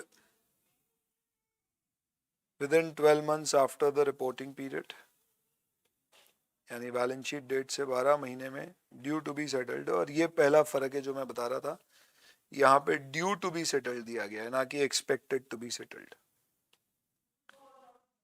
और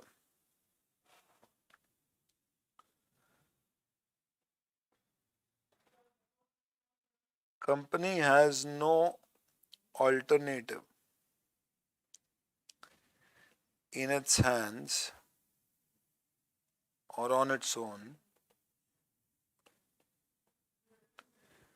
ये समझने के लिए in its hands, to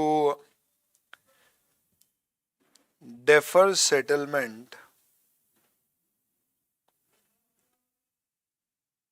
beyond 12 months from the end of reporting date.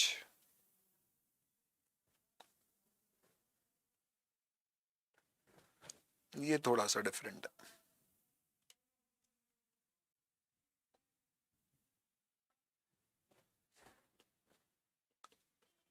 Settlement whether in cash or by issuing own equity shares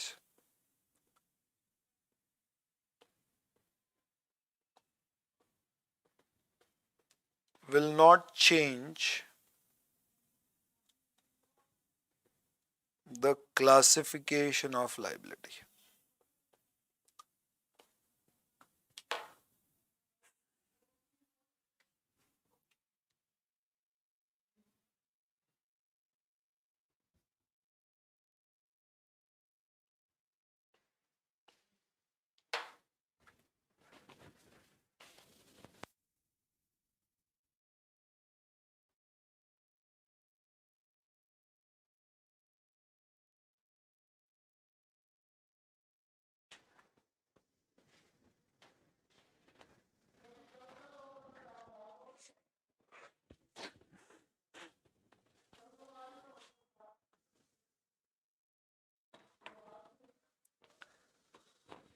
चलिए आप note कर लीजिए।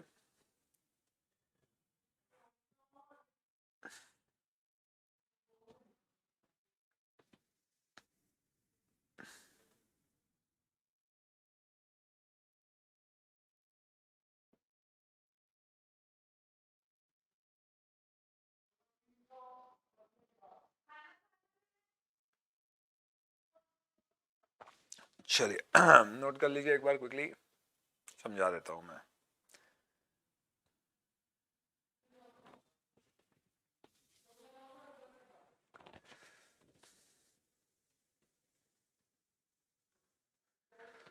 Liability के केस में लाइबिलिटी को भी करंट और नॉन करंट क्लासिफाई करना है। ये क्लासिफिकेशन कैसे करूंगा? तो सबसे पहले ऑपरेटिंग साइकिल वाला रूल सेम है।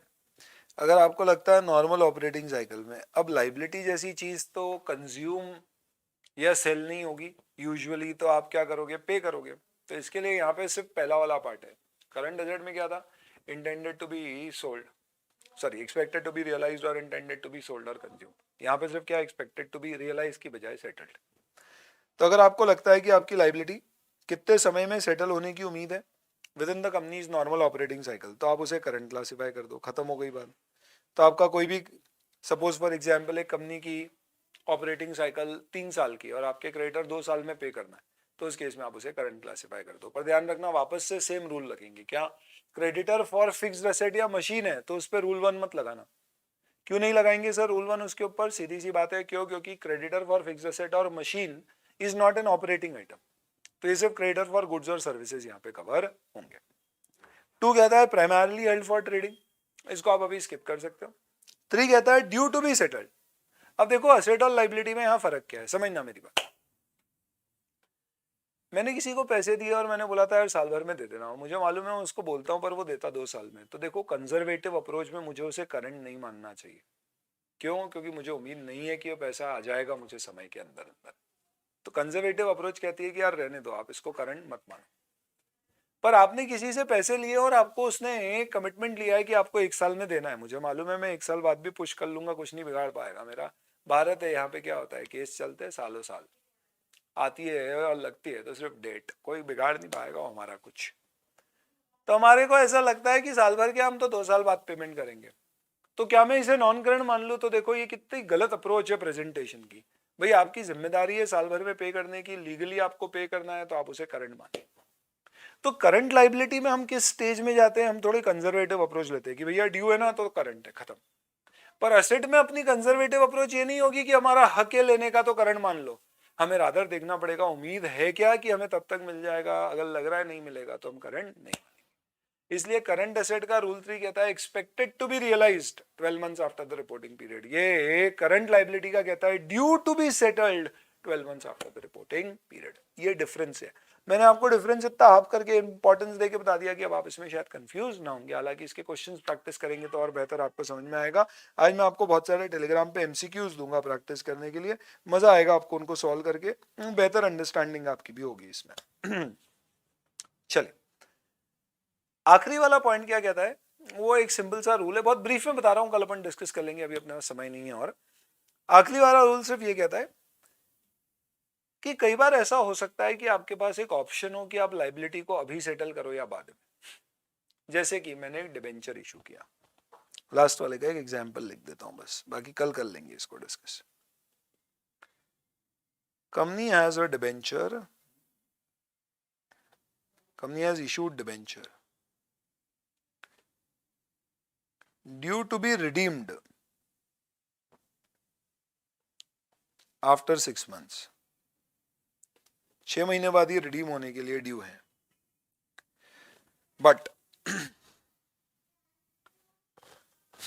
it is due to be redeemed after 6 months, but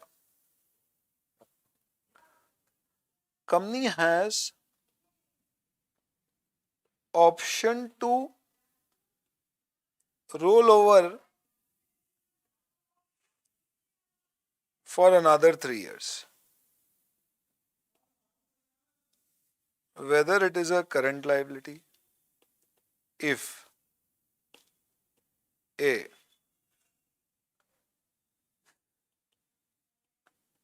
company intends to roll over,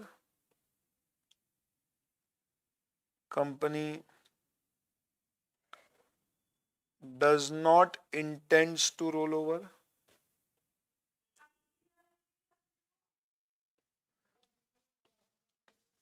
what if option was with debenture holder?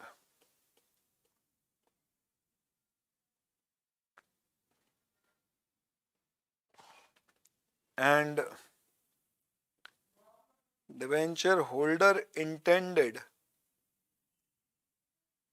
to roll over, not roll over। अब आप बोलोगे sir ये roll over का मतलब क्या होता है?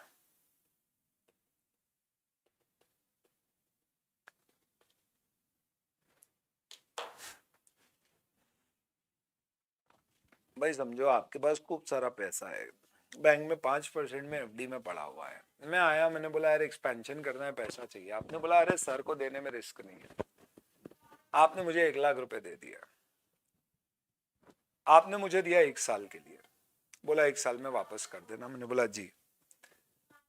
आपने एक ऑप्शन और रखा, आपने बोला सर साल भर बाद अगर आपको चाहिए तो सेम ब्याज पे मैं 1 साल और के लिए एक्सटेंड कर दूंगा टर्म, कोई प्रॉब्लम नहीं, 1 साल और बढ़ा दूंगा टर्म, पर ब्याज उतना ही जितना अभी चल रहा है, मार्केट में कम हो गया तो भी उतना ही देना पड़ेगा, पर 1 साल आगे और एक्सटेंड कर देंगे। तो आप पैसा तब मत देना, 1 साल बाद देना। तो ये कहलाता है रोल ओवर। साल भर बाद ड्यू डेट है, फिर रोल ओवर हो सकता है। अब इसमें ऑप्शन किसके पास है? तो मैंने ये जो एग्जाम्पल लिया है इसमें कंपनी ने डिबेंचर इशू किया है, यानी कंपनी के लिए लाइबिलिटी है, और इसमें कंपनी के पास ऑप्शन है कि कंपनी चाहे तो उसको आगे एक्सटेंड कर सकती है। रूल 4 कहता है कि क्या कंपनी के पास कोई भी अल्टरनेटिव नहीं है अपने हाथों में कि वो उसका सेटलमेंट 12 महीने के आगे पुश कर सके? तो मैं बोलूंगा नहीं, अल्टरनेटिव तो है, कंपनी चाहे तो रोल ओवर कर सकती है, और अगर अल्टरनेटिव है तो ये नॉन करंट लाइबिलिटी होगी, भले ही कंपनी का इंटेंशन रोल ओवर करना हो या ना हो।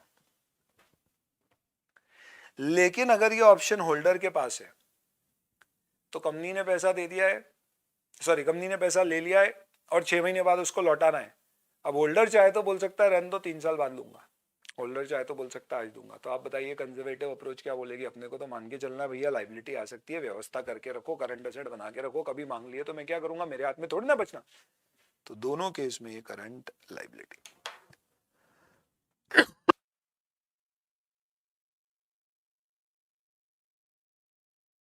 इससे आपको ये समझ में आया होगा थोड़ा सा कि बेसिक डिफरेंस असेट्स और लाइबिलिटी में ड्यू ज्यादा फोकस करते हैं, लीगल राइट पे ज्यादा फोकस होता है। असेट्स के केस में एक्सपेक्टेड इंटेंशन, उम्मीद कब पैसा मिलने की, उस पे फोकस होता है। लॉजिकली सही भी है। लाइबिलिटी आपको जब ड्यू है पे करना, उसके हिसाब से करंट नॉन करंट। असेट में जब उम्मीद है मिलने की, उसके हिसाब से करंट और नॉन करंट। यहाँ पे एक आखिरी बात ये लिख लीजिए, यहाँ पे ये रिडीम करने का ऑप्शन होता या कन्वर्ट करने का होता, उससे कोई फर्क नहीं पड़ता है।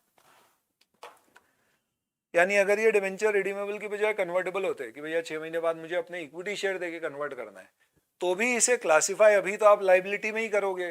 तो करंट नॉन करंट का क्लासिफिकेशन किस पर डिपेंडेंट है? It is purely dependent on the fact कि समय कितना है। इससे कोई फर्क नहीं पड़ता है कि कैश में पैसा देना है या अपने शेयर्स के थ्रू सेटल करना है। That will not create a difference. वो वाली बात यहाँ पर लिखी है, settlement whether in cash or by issuing own equity share will not change the classification of liability. liability के classification के लिए mode of settlement क्या है वो important नहीं होता है। चलिए दोस्तों, आज तो बढ़िया डिस्कशन हुआ हमारा, काफी प्रोडक्टिव रहा आज का, और बहुत सारी चीजें आप लोगों ने पढ़ी हैं। कल रिवीजन में काफ़ी मज़ा आएगा हमको, क्योंकि बहुत सारी चीज़ें हैं अपने पास अब रिवाइज करने की। शेड्यूल 3 हमें एक लेक्चर और लगेगा इसको कवर करने के लिए, एक पार्ट ऑफ द लेक्चर। तो अगले लेक्चर के पहले पार्ट में हम शेड्यूल 3 कवर करेंगे। एग्जाम में इससे रिलेटेड आपके नेग्लिजिबल तरह के क्वेश्चन है, ये मोस्टली आपको आगे के चैप्टर्स में मदद करने के पॉइंट ऑफ व्यू से ज़्यादा इंपॉर्टेंट है। और करंट नॉन करंट ज़रूर आपको अकाउंटिंग स्टैंडर्ड्स वगैरह टाइप के भी क्वेश्चन में काम में आएगा। उस एंगल से इस चैप्टर का इंपॉर्टेंस है। Nevertheless, this completes your discussion, and now we will have a doubt session. If any of you have any doubts, you can just kind of put it up. तो doubts अभी आए वो मैं ले लेता हूँ। जीएसटी वाला example 4 lakh non current asset वाला एक बार बता दो। हाँ बेटा, देखो भारत सरकार ने एक सुविधा दी है कि अगर आप चाहो तो आप हर महीने की अपनी जीएसटी लाइबिलिटी का, कितनी लाइबिलिटी है उतने का चालान बना के उतना पैसा ट्रांसफर करके जीएसटी पे कर सकते हो। उसके अलावा आप चाहो तो एक खाता है जीएसटी का, आपका कैश लेजर अकाउंट, आप चाहो तो उसमें पहले से पैसे डाल के रख दो, और जब भी फिर आप रिटर्न फाइल करोगे तो उस खाते में से आप लाइबिलिटी एडजस्ट कर लेना। अगर आपने आपका पैसा जीएसटी कैश लेजर अकाउंट में डाल दिया, तो ये जो मैंने रूल बनाया लीगली, वहां से कैश विड्रॉ भी हो जाता है, पर मैंने एक क्वेश्चन बनाया उसमें कहा है कि एक बार आपने उस खाते में डाल दिया तो वहां से कैश वापस नहीं निकलेगा, बस जो आपकी जीएसटी की हर महीने की लाइबिलिटी है वो पे करने में आप यूज कर सकते हो। तो अब आप समझिए, मैंने 10 लाख रुपए जमा कर दिए, अब मैं वापस निकाल नहीं सकता, मेरी जीएसटी की आगे की लाइबिलिटी पे करने में काम आएगी। अब मेरी जीएसटी की लाइबिलिटी आने वाले साल में 6 लाख रुपए, मेरा पास्ट एक्सपीरियंस बताता है कि 6 लाख रुपए एक साल का जीएसटी आउटपुट टैक्स बनता है मेरा। अब मैंने गलती से कैश लेजर में 10 लाख जमा कर दिए, मैं बोलूंगा हे भगवान, इसको यूज करने में तो मेरे को 2 साल लग जाएंगे, क्योंकि अगले साल में 6 लाख यूज होगा और उसका बचा हुआ 4 लाख उसके अगले साल यूज होगा। तो इसके लिए आज 10 लाख का बैलेंस है 31 मार्च पे, 6 lakh expected to be used in the next 12 months है, तो वो 6 लाख करंट है और बचा हुआ 4 लाख नॉन करंट है। चलिए, किसी ने इसमें पूछा है सर एक बार बी वाला पॉइंट बता दीजिए। इसमें what if the option is with the debenture holder, ये वाले ऑप्शन का क्या मतलब है? तो इसका मतलब यह है, मैंने आपसे पैसा उधार लिया, मैं डिबेंचर होल्डर, आप कंपनी, आपने मुझे बोला, मैंने आपसे पैसा उधार लिया, आप कंपनी हो, मैं डिबेंचर होल्डर हूं, मेरे पास ऑप्शन है, मैं अगर चाहूं तो साल भर बाद क्या कर सकता हूं, क्षमा कर मैंने जो एग्जाम्पल लिया था उसी को अगर कंटिन्यू करूं, तो मैंने आपसे पैसा उधार अगर लिया है तो मैं कंपनी हूं और आप डिबेंचर होल्डर हो, तो आपने डिबेंचर इशू किया और मैंने पैसा रेज किया, मेरी बुक्स में लाइबिलिटी, और उसमें ऐसा लिखा हुआ है कि आपके पास ऑप्शन है, आप चाहो तो साल भर बाद 1 साल और के लिए रोल ओवर कर सकते हो, मैं नहीं कर सकता। तो मैंने आपसे लोन लिया, साल भर बाद मैं आऊंगा और मैं बोलूंगा यार 1 साल और आगे बढ़ा दो, आपकी इच्छा है तो आप बढ़ाओगे, नहीं है तो नहीं बढ़ाओगे। इसका मतलब क्या मेरे पास में ऑप्शन है क्या कि मैं इस लाइबिलिटी को 12 महीने अपनी इच्छा पे 12 महीने के आगे पुश कर सकता हूँ? नहीं, मैं आपके रहमो कर्मों पर डिपेंडेंट हो, अगर आप मानोगे तो ही आगे बढ़ेगी, नहीं तो नहीं बढ़ेगी। तो इसका मतलब मेरे पास ऑप्शन नहीं है इसको पुश करने का। तो कंजर्वेटिज्म प्रूडेंस क्या कहती है कि भैया आप इसे करंट मान के चलो, क्योंकि सामने वाला डिसाइड करेगा। तो इस कारण से फिर इसे करंट लायबिलिटी माना गया। ऐसा, ठीक है जी, चलिए ओके ओके। चलो, तो ये अच्छे से कल एक बार अपन रिवाइज करेंगे इसको। आखिरी का पॉइंट थोड़ा सा करंट लायबिलिटी वाला जल्दी हुआ है, उसको अपन कल कवर कर लेंगे। अब बिंदास फिर अपना डिस्कशन आगे का कंटिन्यू रखेंगे। ब्रह्मास्त्र से अगर आप पढ़ना चाहते हैं तो आप क्या पढ़ सकते हैं? तो you can basically study till page number 5 तक आप देख सकते हो। ऑपरेटिंग साइकिल से पहले का डिस्कशन आप पूरा कर सकते हैं। बोर्ड नोट्स मैंने सारे अपडेट कर दिए, वहाँ पे आपको मिल जाएंगे। ब्रह्मास्त्र टेलीग्राम पे भी शेयर करिए, और साथ ही साथ में मैं गूगल ड्राइव पे भी इसको शेयर कर देता हूँ, इतना जो अपना पोर्शन है। Okay, thank you very much.